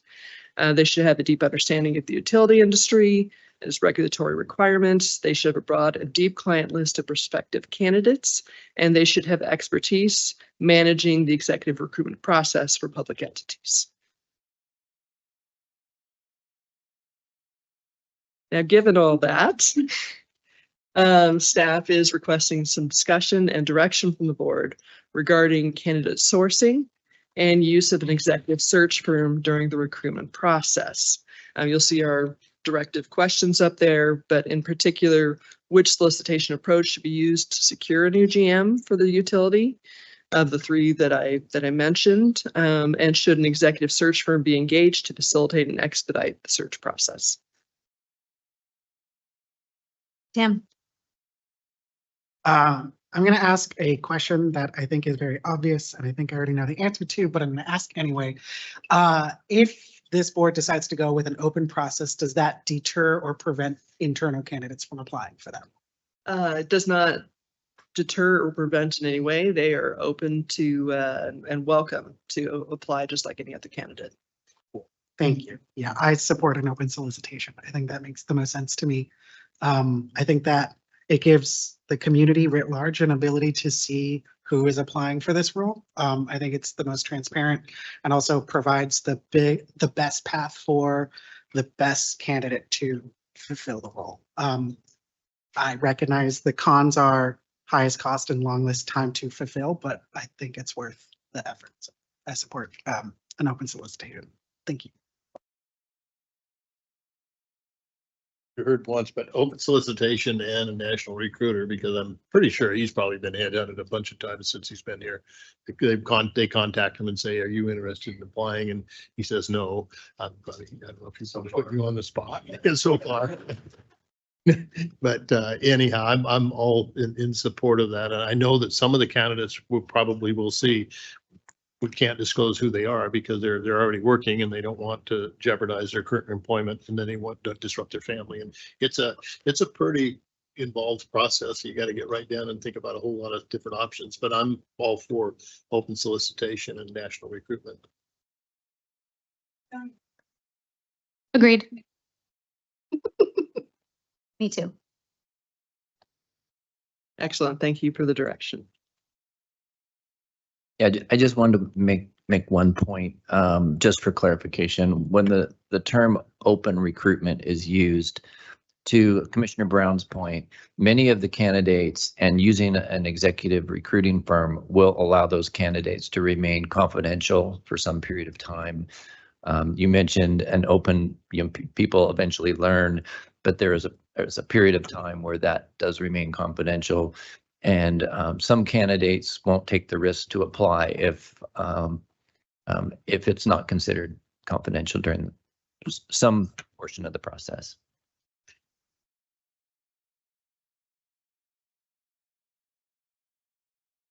So this next slide is for informational purposes only, but it does give a high-level overview of sort of the flow of the executive search process as anticipated. I did anticipate using a executive search firm for this, so that is built into this already. And the schedules are difficult to arrange, so I did want to offer this high-level timeline so you could start to see how that would impact the next several months.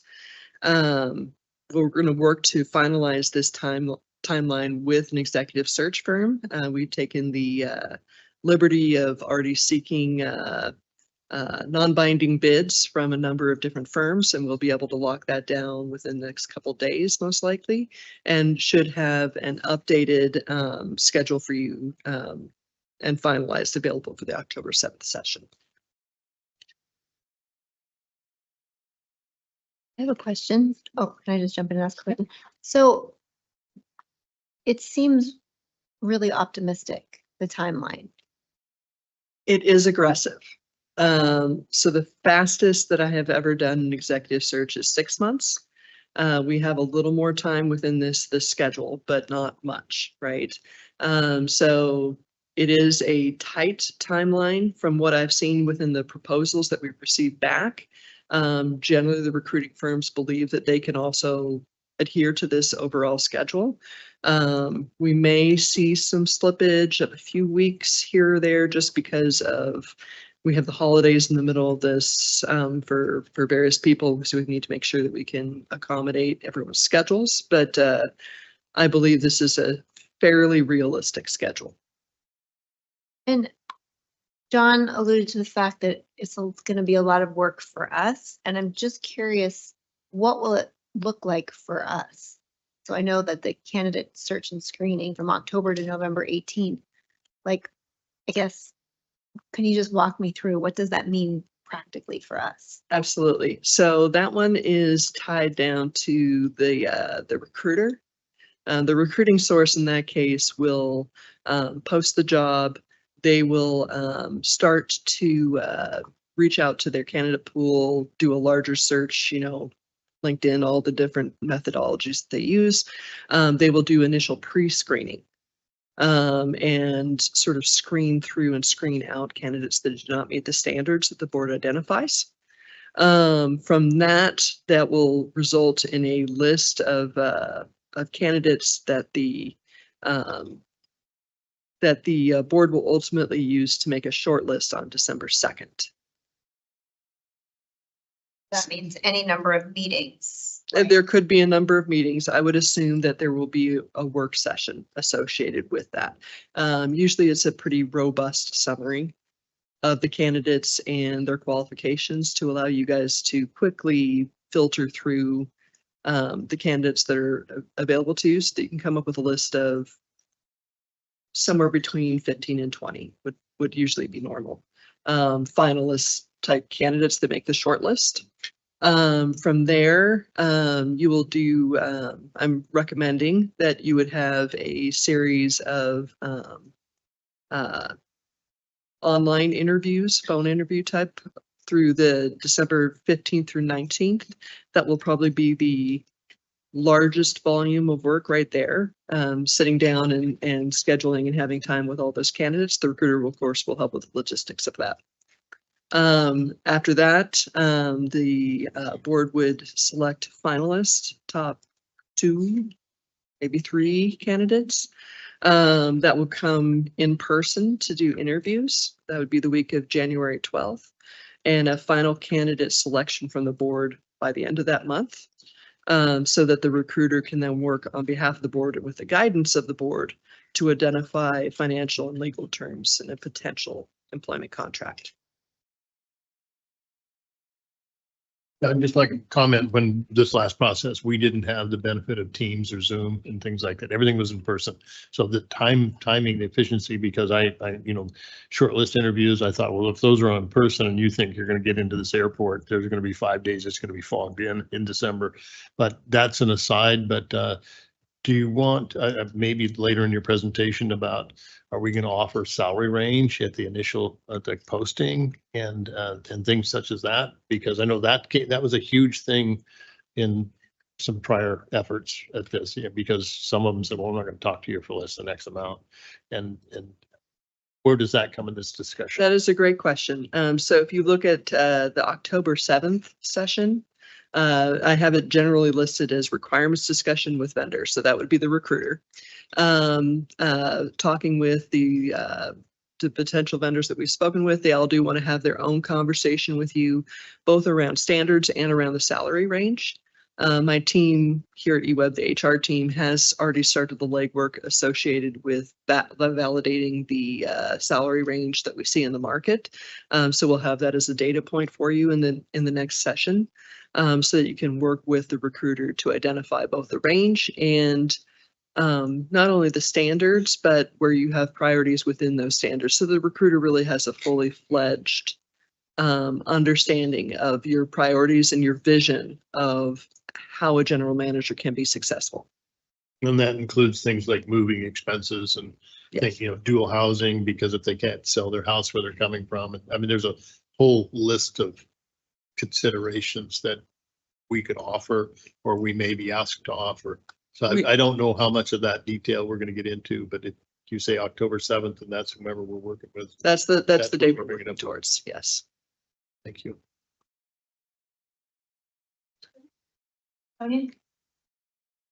So I'm assuming that will also be the time when we talk about the process and how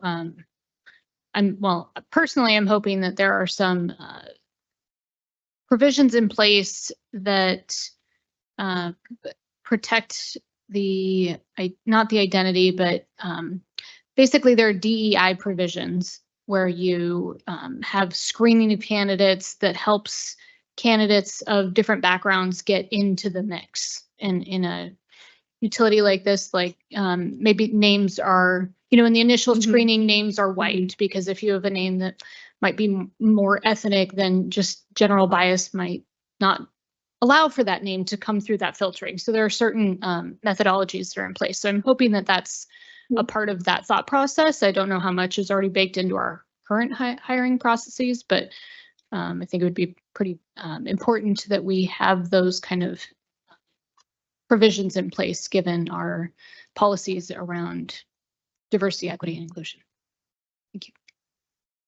Thank you. That's a wonderful point. As Frank, General Manager Lawson pointed out, typically there is a certain amount of confidentiality built into initial candidates, the initial pool. In part, that does protect diversity. I am aware that a number of the contracts actually have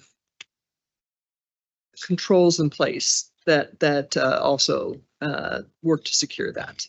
But we can also work with the contractor to ensure that that is in place.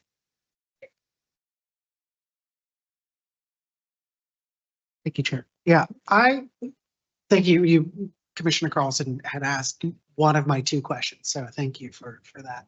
I think I recognize the tight timetable, and so I can see where that is, and I'm not necessarily advocating for an adjustment here, but I am curious about the board's appetite for finalist interviews to be in a public setting.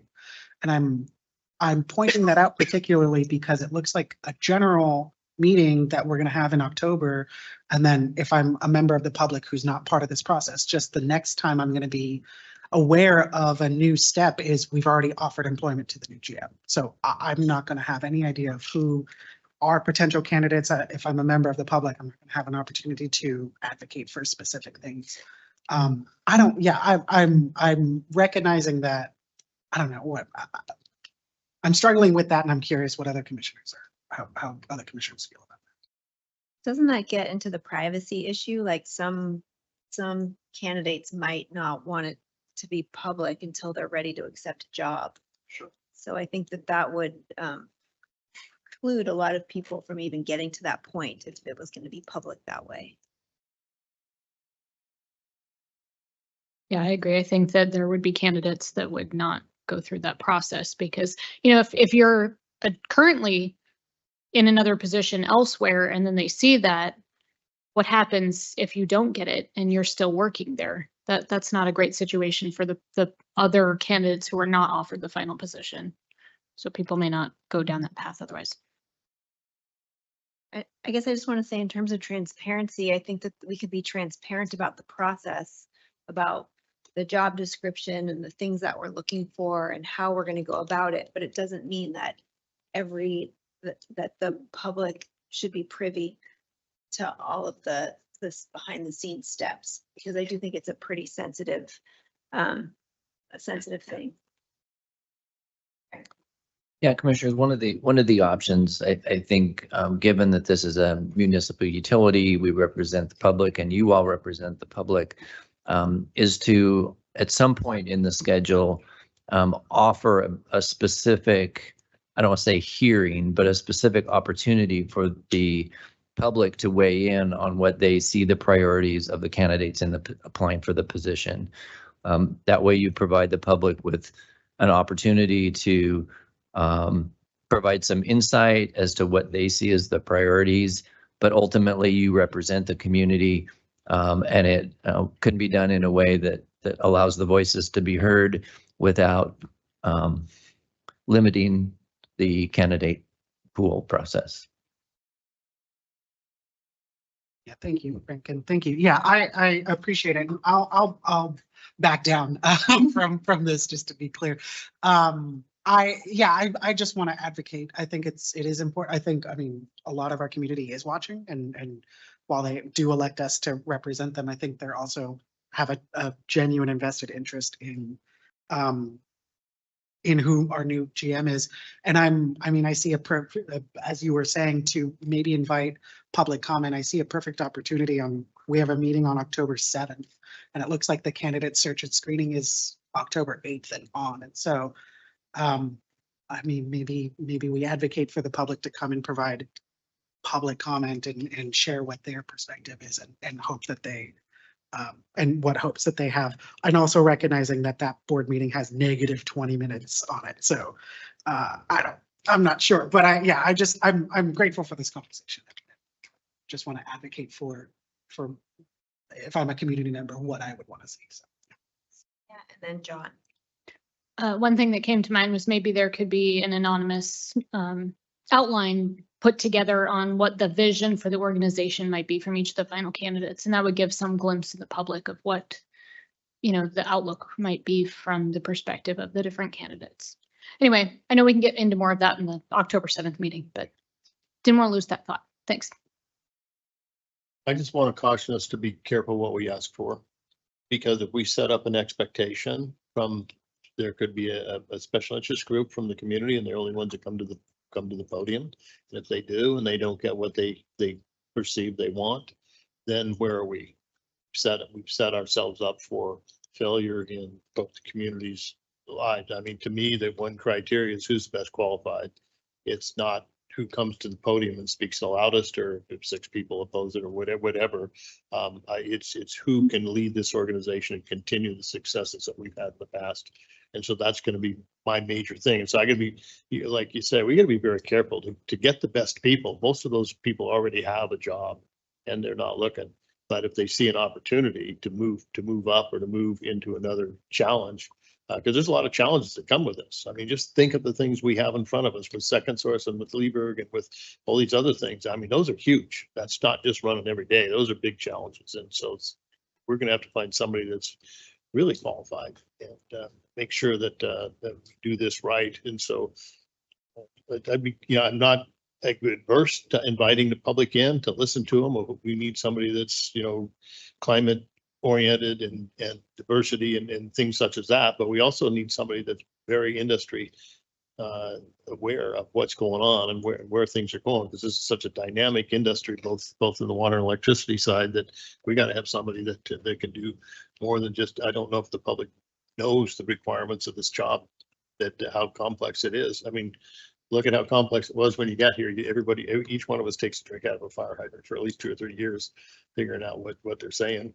And I'm still doing it, So I just want to emphasize the importance of not setting up an expectation that we can't meet.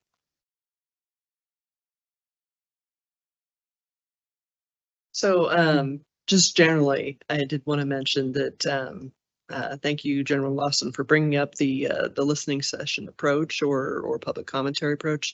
That is one idea that we are contemplating adding into the October section, either through the advertising it and allowing public discourse through the general public commentary, or through a working session approach in October. I will also mention Commissioner Borofsky, when he spoke with me about the board materials prior to departing, mentioned that he did have some interest in a public hearing / listening session on what the ratepayers are would like to see within a new general manager. What about staff input? Is there a place for that? So it's a wonderful question. We will be seeking staff input. We wanted to wait on that piece of the process until whether or not we know we have internal candidates. From a optics perspective, it would be best if internal candidates do not weigh in on certain aspects of the process until after they disclose themselves. And one more comment about the public input. I guess if there's a way that it's not just a free-for-all, that people can just stand up and say what it is that they want. I'm even thinking if there was like a survey or something that could go out that was a little bit more guided, because people might have these ideas of who they want to lead the organization, but it's not like just the general public's wish list. There's a lot of very technical or fine-tuned things, and I don't want to give the impression that we're just open to what everybody has to say, because a lot of people do come before us and they have certain things that they're interested in, which is fine, but they might not see the breadth of the organization or even what it takes to run an organization of this size, the kind of qualifications. So I guess I just want to caution about just saying like, tell us what you want.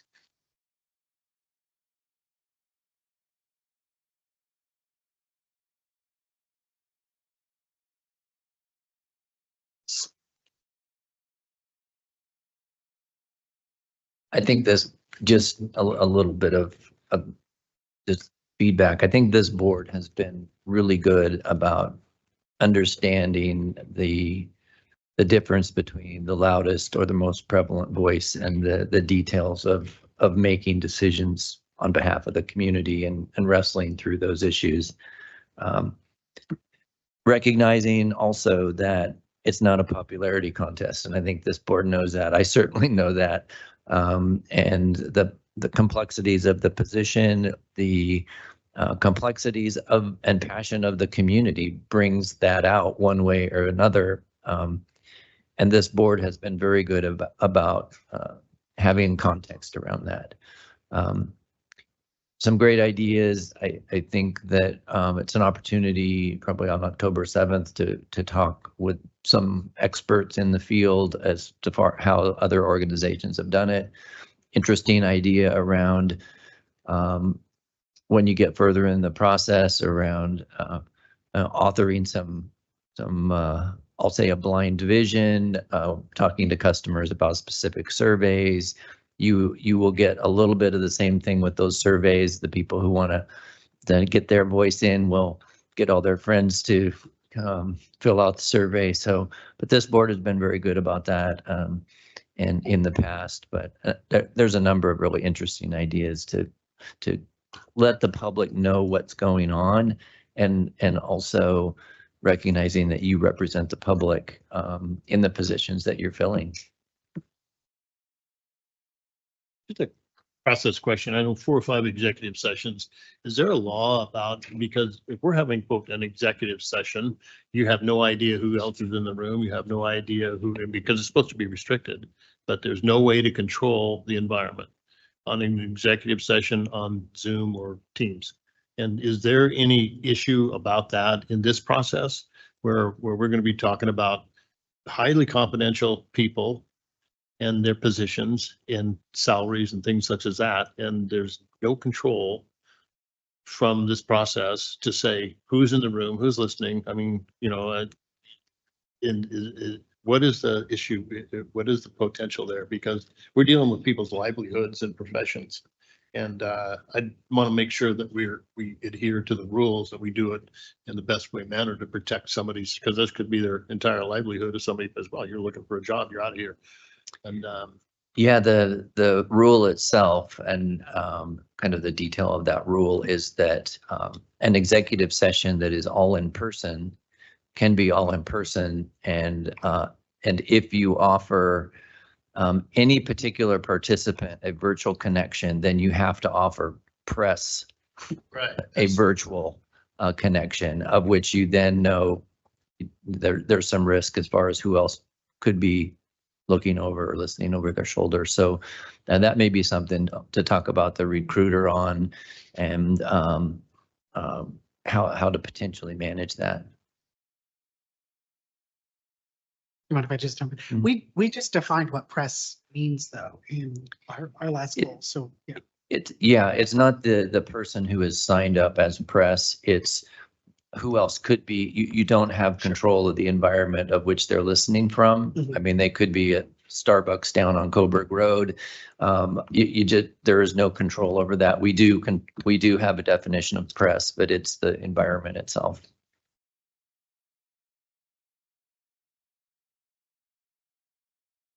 Stipulate that press have to be that possible, or we can't do that. Yeah, the way that the statute is specifically written is that if any participant is virtual, then you have to offer press a virtual option. Unfortunately. Commit to coming in person. I think this group could commit. I think where it really, and I would even say that the recruiter could commit if the recruiter is working with you. It's if you want to have virtual interviews with candidates, that's where, and not have to schedule them to fly in. That would be where there could be some complication.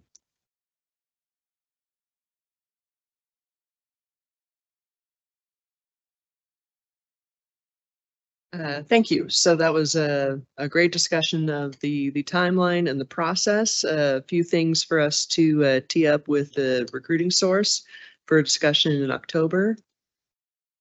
so can I one more question. Can you guys do a doodle poll and poll all of us and see about our availability on those dates that we have to be physically present? Because Absolutely. I already know I have a conflict. I'll be out of the country one of those dates. And so how flexible is that schedule? Because I'd certainly like to participate, but I can't remotely.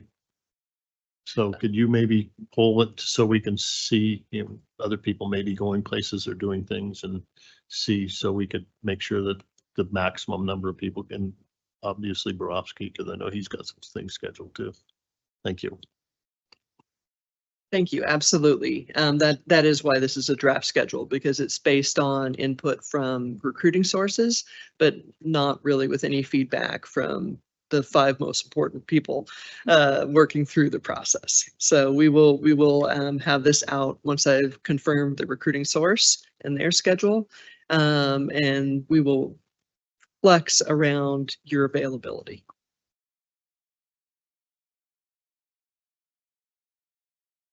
So last up, that we're seeking guidance for is hiring standards. In layman's terms, hiring standards are the skills and experience that the board expects a general manager to have, and the duties and responsibilities the board expects the general manager to fill. The artifact that identifies these standards is typically the position description, or PD. We've taken the liberty of including in the board materials a draft position description updated for 2016, the last time it was approved, to reflect staff's current understanding of the role as a starting point for the board's deliberations. So my first question for discussion is, does the position description as drafted accurately convey the duties and skills expected of a successful general manager?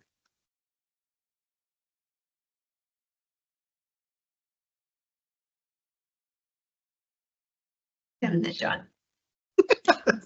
Thank you, Chair. Yeah, I took the opportunity to really review and sit down with all of this.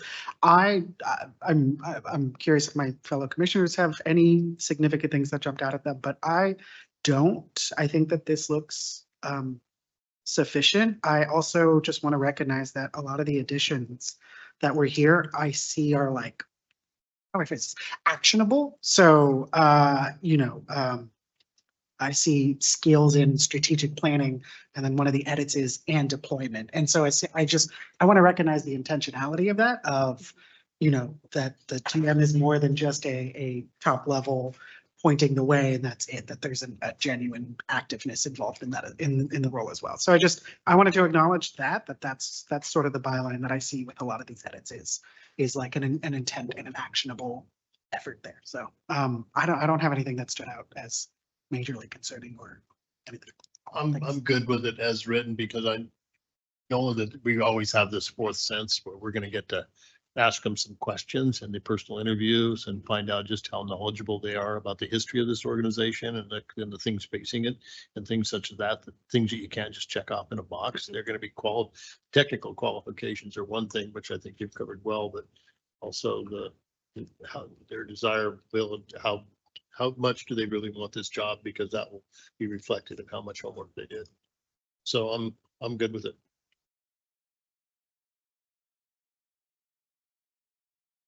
Yeah, the only question that I had was, why is there a working title versus a position title, and what's the value in having that versus just general manager? Because it seems like that's a standard kind of utility to utility sort of thing.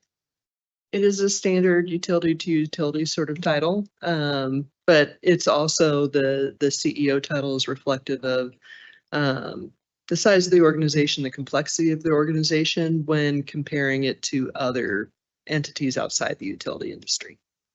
I don't know if this causes any other like ripple effects. If you call it something, then the general manager is referred to in other policies as general manager versus chief executive officer. I don't know if that matters or not, but I just thought I would throw out that concern. It's fine because it's the general manager. Okay, then I'm fine. Thank you for the description. I think you know more day to day what you do, and I'm sure you had some input into drafting this. So thank you for putting your spin and improvement on it. I'm surprised when I read how much I'm supposed to be doing. You know, it was sort of eye-opening.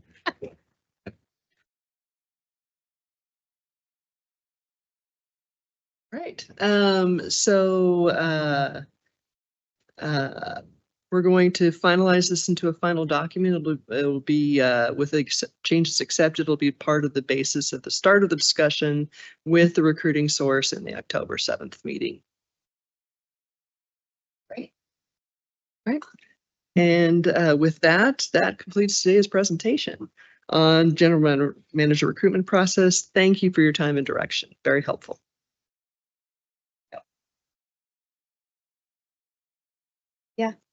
I just want to provide my thanks. I don't know if this was maybe necessarily your vision of, the start of your employment here. So I want to say thank you. And it's incredible that you're stepping in and providing so much clear direction. So just thank you for your work. And I suspect along with my colleagues, looking forward to working with you closely. So thank you.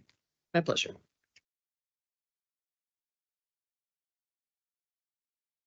All right, well, it looks like we have plenty of time for rate design attributes and considerations. Agenda item number 12.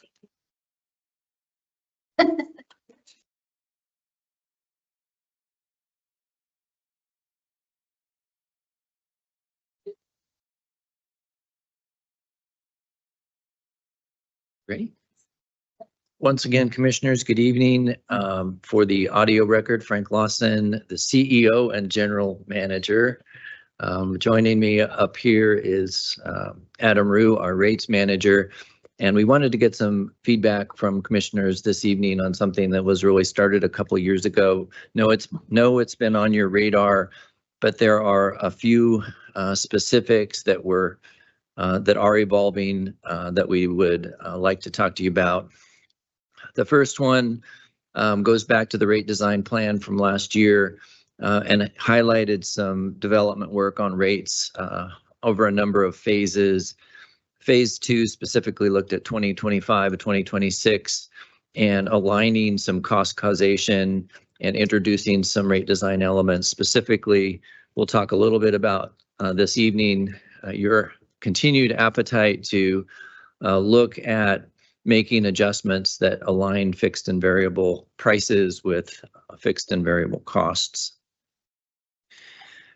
I want to initially just highlight the fact that we treat rates and programs differently and in the sense that they have different purposes, different priorities, and different outcomes. On the rate side, the intent is to align cost causation, prioritize that. That's done in both the present sense and also feedback from commissioners around the importance of that, but also developing rates in such a way that they can be used to inspire future beneficial consumption patterns, knowing that in particular energy and water markets are changing. The time of use, for example, is important. And if consumption behavior can avoid future costs, then that helps both the participant as well as the general population of EWEB customers also. The program side has a different purpose. It's really to deliver a specific benefit that we believe as an organization and the board under the board's guidance has a certain outcome in mind. The beneficiaries, investments, outcomes, those are all well-defined, very specific. The rates on the rate side, it tends to be very general across the population. And the example here, and I know Julie's group is working on a lot of ways to refine and improve our programs. And one example was to look at the cross-section of different parts of our population, just as an example of how you would design and improve programs. For example, you would want to look at income level. There's very different ways to do that. the size of the bill, the type of occupancy, whether it's a tenant or owner occupied, the efficiency of the residence, for example. And you would be looking, a program would be designed to look for a cross section where in this particular case, you're going to target a program for limited income tenant with a high bills because they live in an inefficient place. And so what we're pretty excited about is to be able to refine our programs such as limited income to really hone in on what's the intended outcome and who the beneficiaries are for the benefits. And so program design being having a very specific benefit delivery, whereas rates are really aligned toward let's optimize and understand our cost causation and then develop beneficial behavior to improve that cost over time. So why is cost price alignment helpful? In those two pieces of the equation, the program side and the rate side, clearly differentiates and highlights the investments and desired outcomes. It does not sort of intermix those and weave them in and confuse those with rates. And then on the rate side, really improves the effectiveness of how we design our product and how we can drive beneficial consumption for long-term value and benefits for the customer. So having good, on the rate side, having good cost price alignment is helpful for both programs, program clarity, and also to drive beneficial cost outcomes over time. So one of the things that I know you hear and we've heard and we've studied this through time is just a piece of information. Low usage does not equal low income. We've done studies within our customer base. It's pretty much the same consumption profile with those who participate in our programs.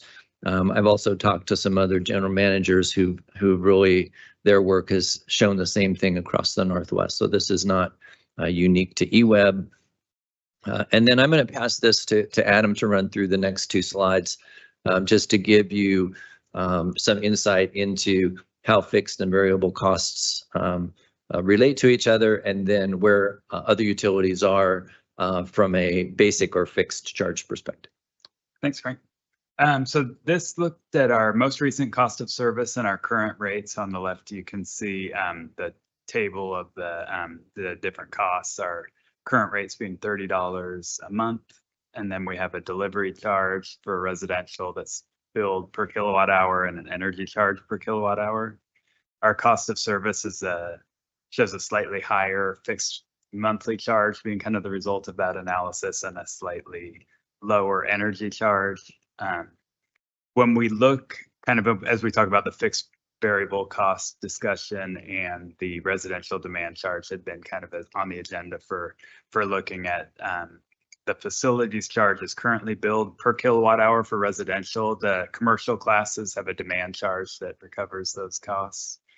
So we did, for the purpose of this chart, convert the facilities charge into a monthly fixed charge. So if we recovered those costs in that way instead of a per kilowatt hour residential demand, that kind of shows the line that's slightly less steep sloped, that has the higher basic charge, and adding those two together will be roughly $65 a month to recover all those T&D costs and what's currently recovered in the basic charge fixed monthly basis. So those being kind of the different approaches, either a demand charge, continue to use a delivery charge, or a fixed monthly charge.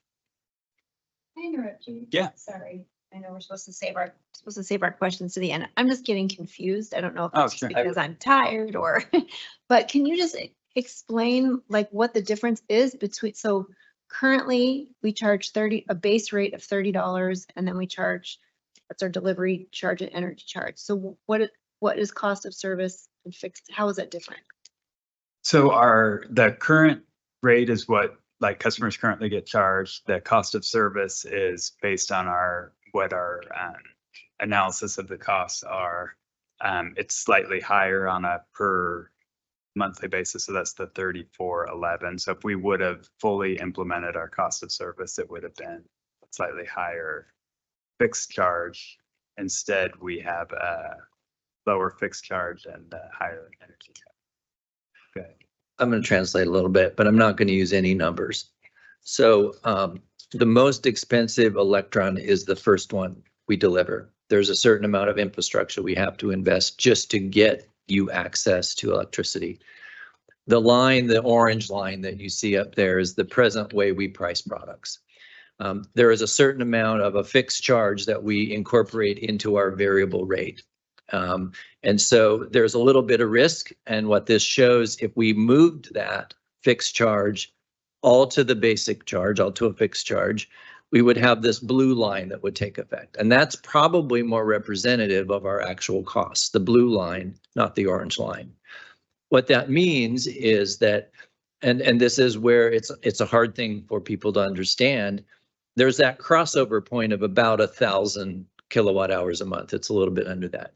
If you are consuming less than that, you are not paying your full fixed charge. You are in essence being subsidized by those who consume more. And so what this kind of leads to is that people go, well, you're raising my fixed charge and I don't use very much, so you're unfairly charging me. The reality of it is because you use less, and in the present rate structure, you are not paying for all your fixed charges. And so I did that without any numbers, but the reality of it is that we have more fixed charges right now than we charge in fixed prices. And so that's why there's this disparity between low consumers and high consumers. We're getting into questions. All right, this is good. Yeah. You did a good job. So the fixed charge in here, I think partially the reason that I was a little bit confused by it is that usually when you think of a fixed charge, it's stable, it's one amount, but I'm assuming the way that it changes is that in order to provide more power, then you have to upgrade a transformer, you have to put in more line to access more units to then have the ability to provide that. Is that correct? Yeah, there's a couple of different philosophies around your infrastructure and how much of it is just sort of basic delivery versus how much of it is based on the fact that you might have larger infrastructure because you have more demand. Some of that in the non-residential pricing that we have is recovered in an actual demand charge, which is based on the peak usage. That is something that over time we have talked, when we say, we have actually mentioned that having a residential peak charge would account for the infrastructure that's needed. Residential is a little bit different because most residents have kind of a similar profile. So incorporating the basic transformers, wires, these things into something that's a little more fixed for causation purposes makes sense. Now there's what we'll show on the next slide is different utilities have different philosophies on that subject. But I don't know if I answered your question. Yeah, I think you did. Thank you, Chair. Yeah, in the backgrounder, you provided a link to, oh my gosh, what was this? Either September of 2024, the discussion there, and it had a clear explanation of what each of these charges are, except for facilities charge. Can you describe what a facilities charge is? Yeah, that's the transmission distribution costs. So that's the costs that are in the delivery charge line. And in that presentation, this was just to illustrate the point of that those being considered fixed costs, and instead of just making that one number higher, it's going to add it a line. Thank you. You've connected two dots for me. Yeah. Thank you so much. In other words, Adam made it up. So I'm buckled in here, Adam. Let's get into it. yeah, it was a portion of what was historically recaptured as a portion in the delivery charge. Adam separated it out, gave it a new name. All right, and this chart is the similar comparator group that we look at typically with the average monthly bill. Is it? Oh, did you? Oh, yeah, sorry, I moved my slide. And so this is the same comparator group, just looking at only the fixed basic charge that different utilities charge. So this one, kind of to Frank's point, different utilities will take a different philosophical approach to this. You can see some of them that are on the higher end presumably are recovering some of those facilities fixed monthly charges related to transmission distribution in their charge, to most likely to come up with the the $49 a month charge. You can see the other to the left of the chart, the regulated utilities, Portland General and Pacific Power, have the lower end. Those are typically on the high end of the overall bill, but that's just a different approach. Those PUC regulated ones have different mechanisms to make them whole if they have lower consumption overall. So if they have like a mild winter and lower usage, they have a surcharge that they would be able to recover those costs through. So it's just kind of their risk mitigation tool instead of a fixed monthly charge. They have other mechanisms in place. But this just shows where we are relative to that comparator group. Yeah, and we were already getting questions and feedback, which is great. I think what we were trying to do is kind of under the original plan, we were because of the importance that the commissioners expressed also in understanding cost causation and over time designing and having rates that would inspire beneficial behavior. Some of that is obviously in things like time of use and demand response and some of these other programs. But in order to really springboard into those, having a really solid linkage between cost and price gives you the platform to do that. We also really see some differentiation in what we do in rates and the prioritizing of what those are for versus some of what you hear in the public around kind of confusing rates with programs.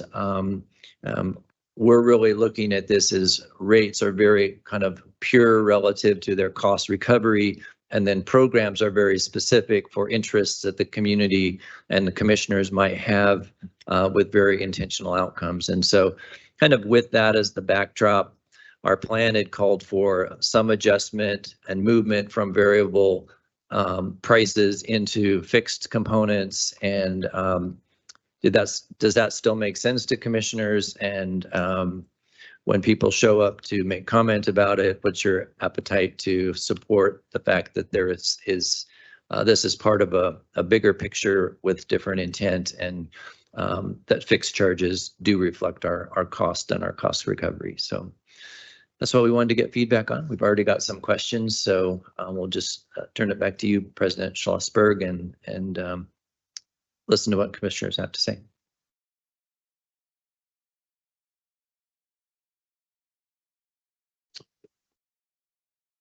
I'm okay with increasing fixed charges because there's enough subsidy going on. I mean, if people got to pay at least their base, what it's costing. Granted, I know there's that argument saying, well, if I use less, I pay more. I mean, I've got 2 Lane Electric accounts. I haven't used a kilowatt in 2 years. I'm paying them $50 a month because they bury the lines into this place and everything else. They're not getting a penny of revenue from me.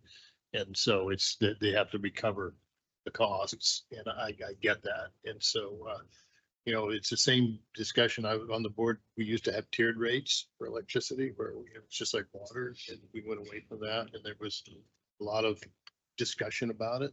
I'm not afraid to go back to, charging what it costs.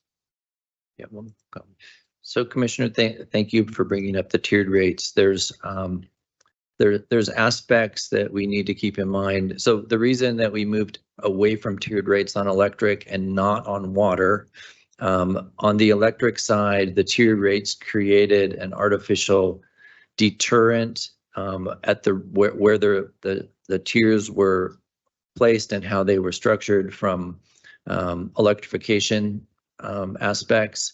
What happened was you would pay a lower rate if you had gas, and if you went all electric, you would be moved into the higher tier. So there was a recognition that we wanted to remove that particular barrier. On the water side, the tiered rates are really in recognition that as an essential service, the water has a base level of consumption. We tried to keep that as affordable as possible for drinking water, toilets, essential aspects of living, the tiers start to come into play when personal choices take over. And so there's a little bit of a difference between water and electric on the use of tiers.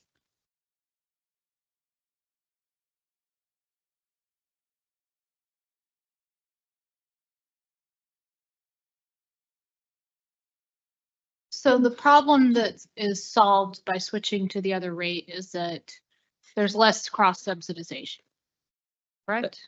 That's a piece of it, Commissioner Carlson. I think the other aspect is when we start to get into more specific rate design, the platform to create the incentives around time of use, demand response has a foundation based in cost, so that as people change their behavior, the benefits of that behavior will be more easily tracked and understood, and thus divided between them and the rest of the customers at large.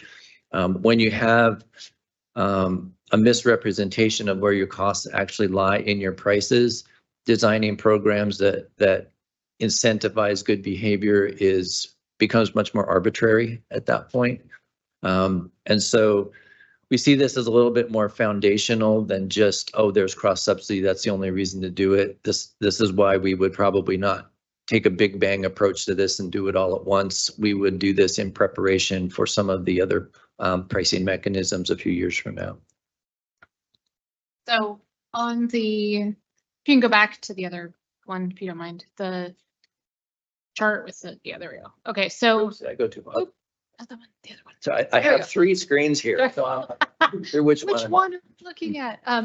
So if the decision that you would like us to make is either stay with current price or direct you to look at doing this fixed delivery cost of service methodology. And so that would mean then we're raising the basic charge up and then we're decreasing the energy charge overall. Essentially, yes. Now, we're not necessarily asking for the whole big bang all at once. There is, if you raise the fixed charges, there's a compensating lower variable charge because some of your costs are captured in one or the other. It's kind of a zero-sum game when you're at that midpoint. At the crossover point, it doesn't matter. It's the same cost. I think over time, we're going to have to look, what we're asking is the board still have the appetite to recognize that there are more fixed charges and we want to progress that way. It's maybe not all at once, but also as a kind of a platform to then springboard whether we want to have demand charges, time of use, some of these other things as they develop. But if we did it today and it was truly pure, the fixed charge would go from something like 30 to more like 60, 64. That's if we did it without gradualism and some of the other things that we talked to the board about. But and then the energy charge would be reduced accordingly. But that's not, we're asking for, does this still make sense to make progress in this direction? So in some respects, then it would be a disincentive for people who do solar and generation on site because we would actually be lowering the energy charge, and it might make their because if you have to pay the fixed rate, you only get the payback on the energy charge. Right. So we might have a different. We've also placed a number of constraints around those who net meter.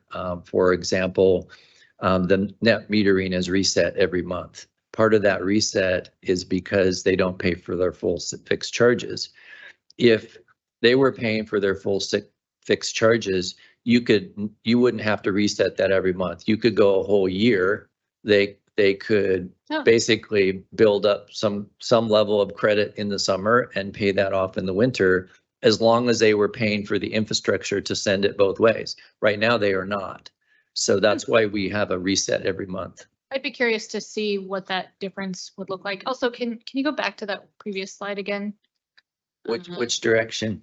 The one right before this, so 43. Yeah, that one. Okay, so if the sweet spot is 1,000, then so some of these folks, it does seem like I mean, obviously it's, especially in the higher tiers, it seems more equal.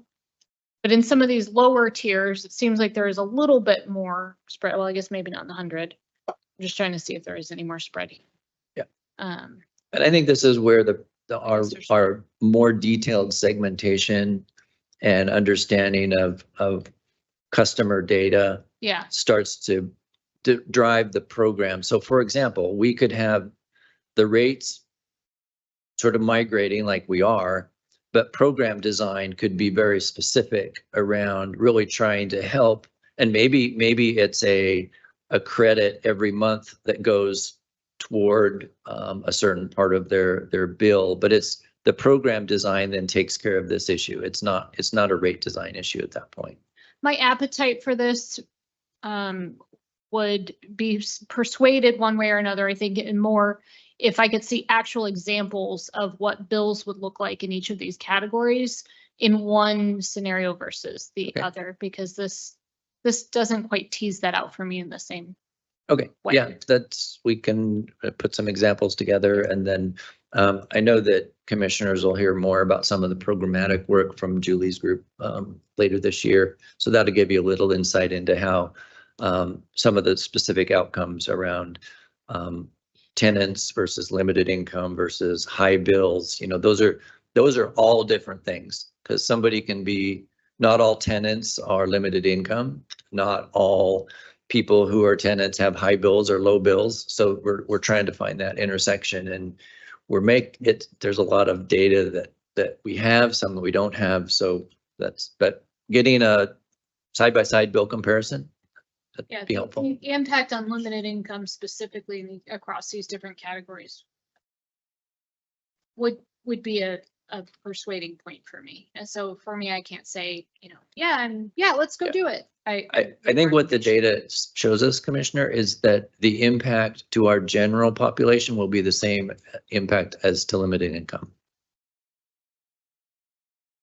Okay, but I still want to see what that impact is. Okay.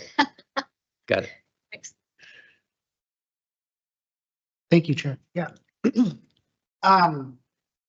Just make sure I understand the x-axis. That's kilowatt per hour, right? On this one? Yes. Okay.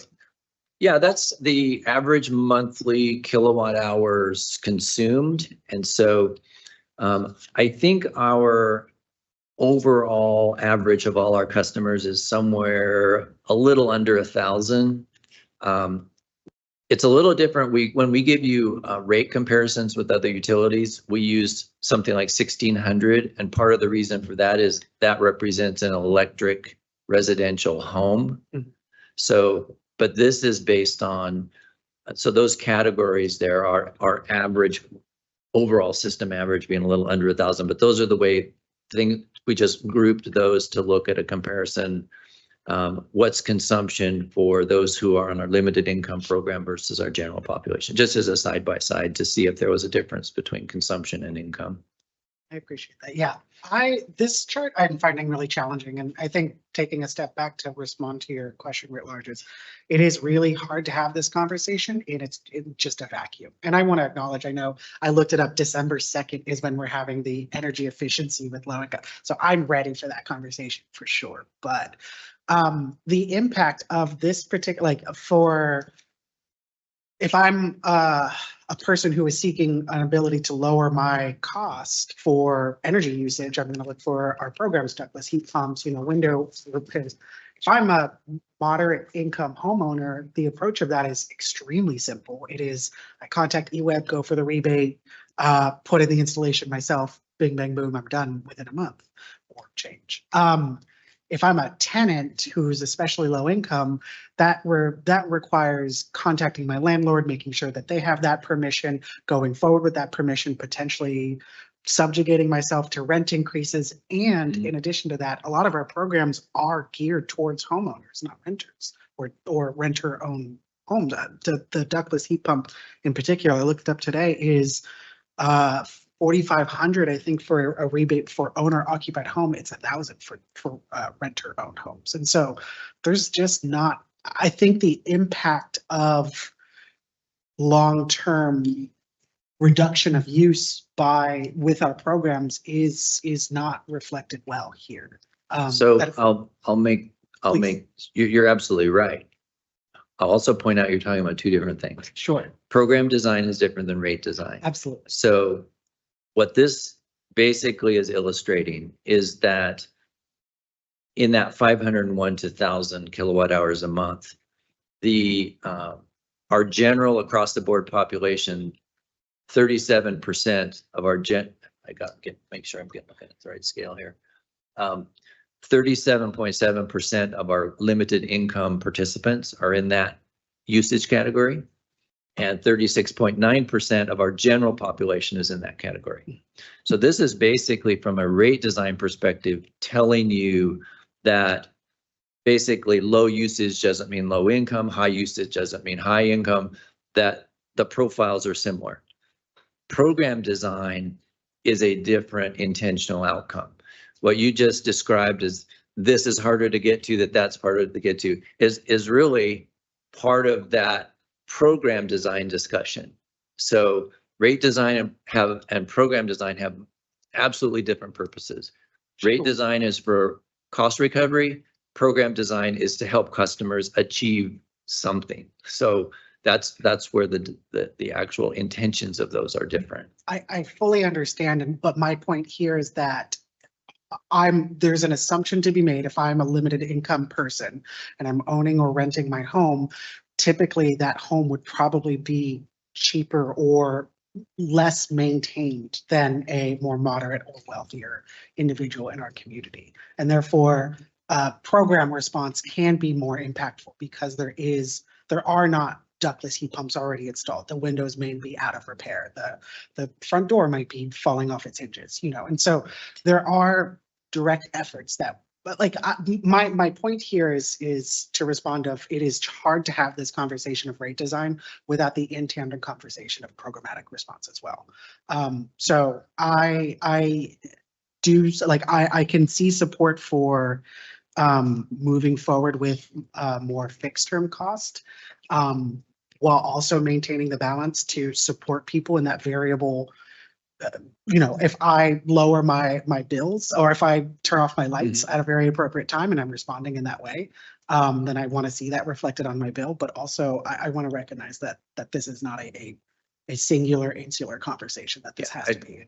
Absolutely agree. And I think that one of I know that staff has been frustrated a bit with the discussion around rentals, because what we are trying to figure out, and this is where Julie, those concentric circles start to happen, is just to say rental properties is different than you want to help specific categories within rentals. So that's why I use the example, you're looking for tenants who have high bills and inefficient properties that they live in, who are tenants, those. You start to really design your programs with intentional outcomes, and you don't confuse that with your rate design, which is cost recovery. You really design your programs with an outcome that is very well understood, tailored, fine-tuned, and it's going to be fun. Actually, I'm sorry, it might not be fun for Julie at the moment. That's going to be really fun to be able to have programs that have such a really clear purpose, that we have the data to really find out and prove segment by segment, profile by profile, demographic by demographic, that yes, this is working. Market penetration is great, versus we're not meeting the need. And this is really in response to commissioners' interest and interest in the public. I'll have a final point and then I'll be done. I appreciate that. And I just my concern is how much can we reduce the amount of price and patterns for more lower income, more challenged homes habitability wise, rather than, how much can that ball be pushed further? And so that's just my thought here of wanting to address that. Yeah, thank you. I guess for me, I think what would be useful is a translation, like maybe some scenarios would illustrate what you're trying to say better, I think. Like I can look at the graph or whatever, but just if you gave us different scenarios about homeowners, mid versus low income in different situations, same with lower income. I just think it would be maybe just a little easier to digest. So Okay. maybe in December, we can go from some quantitative to qualitative kind of presentation. Go ahead, Sonia. I just wanted to make another point that I, as I look at this chart, I see, okay, there's limited income that are still paying or have consumption of over 5,000 kilowatt hours. I mean, we don't know the situation there. Maybe they have a business that they run at home and that consumes a lot of energy. But to the extent possible, if they are consuming that much and there are resources or ways that we could assist, and also limited income doesn't mean that they are poor or challenged financially. It just doesn't mean that they have money that's coming in. We could have a big savings account and not have a lot of new income coming in. So I will just say, I think the nuances of that are challenging, and I appreciate that you all are looking at it with that nuance and intentionality. Thank you. Yeah, absolutely. I think those are the demographics questions are particularly part of what we're interested in. And then sort of aligning and it's a little bit like playing 4D chess. We're trying to have multiple layers. The premise, the income, there's certain individual demographics like income that we're looking at. Then we're also looking at consumption. And now could be related to the size of the bill. So, those are all things that's why there were 4 circles on there. I probably could have put more circles and narrowed that in even more. But the intent is to really understand when we say limited income, which part of limited income are we talking about? Are we talking high consumers means high bills, but how does that cross with the high bill is because it's inefficient, or is the high bill because there's a whole bunch of people living in, you don't know that, and we're trying to get into those details. And it seems like maybe it would be more valuable to say like, who is vulnerable and who can we actually help? Because that's what we're really looking for. Exactly. I mean, would we, if someone lives in a super efficient place and they were still limited income, there's a certain support that we have for that versus trying to design the energy efficiency program for a particular person. So those it's not one program meets everybody either. You can have different program designs. So I think that's where we're headed. Like I said, it's going to be fun for Julie.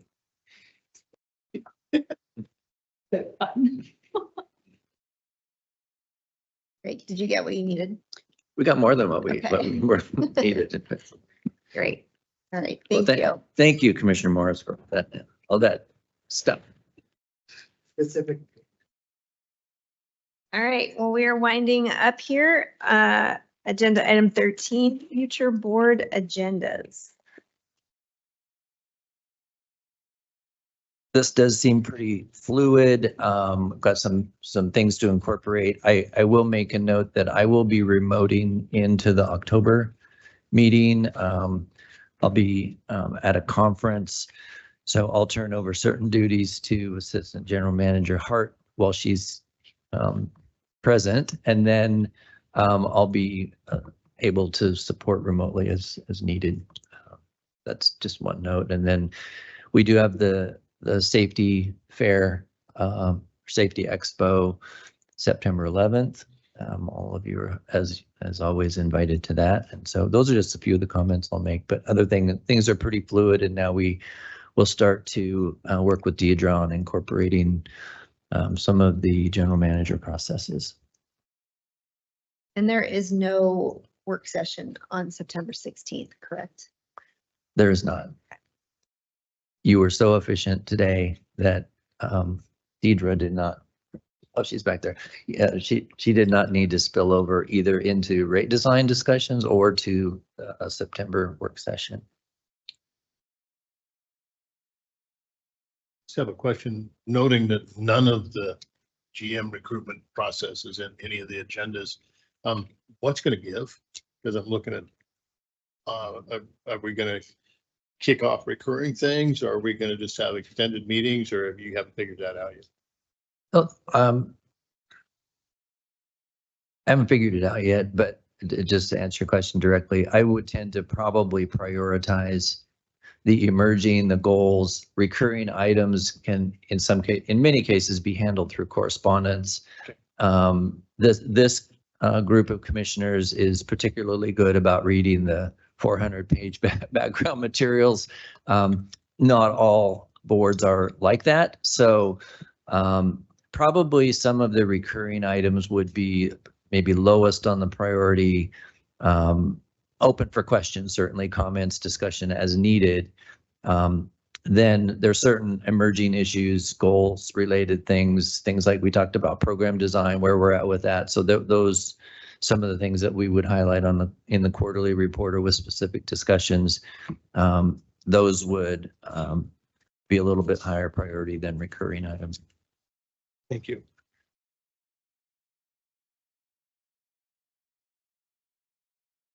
Great. Board wrap up. Well, I forgot to thank folks earlier for putting on the Hayden Bridge and Lower River tour, and I wanted to say I really appreciated that. It was very nice to get to walk out there and see the region and hear about some of the different issues with water movement that I was unaware of. So thanks for those who came out and put that together. And then also just wanted to say how excited I am for the new features that are included in the system. That's just so amazing. I'm thrilled that we can keep pushing that forward and providing better customer service.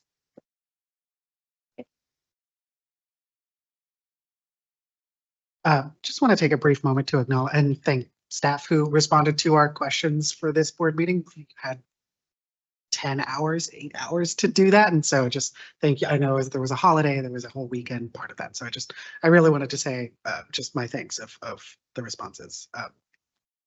Yeah, thank you. All right. With that, we will adjourn.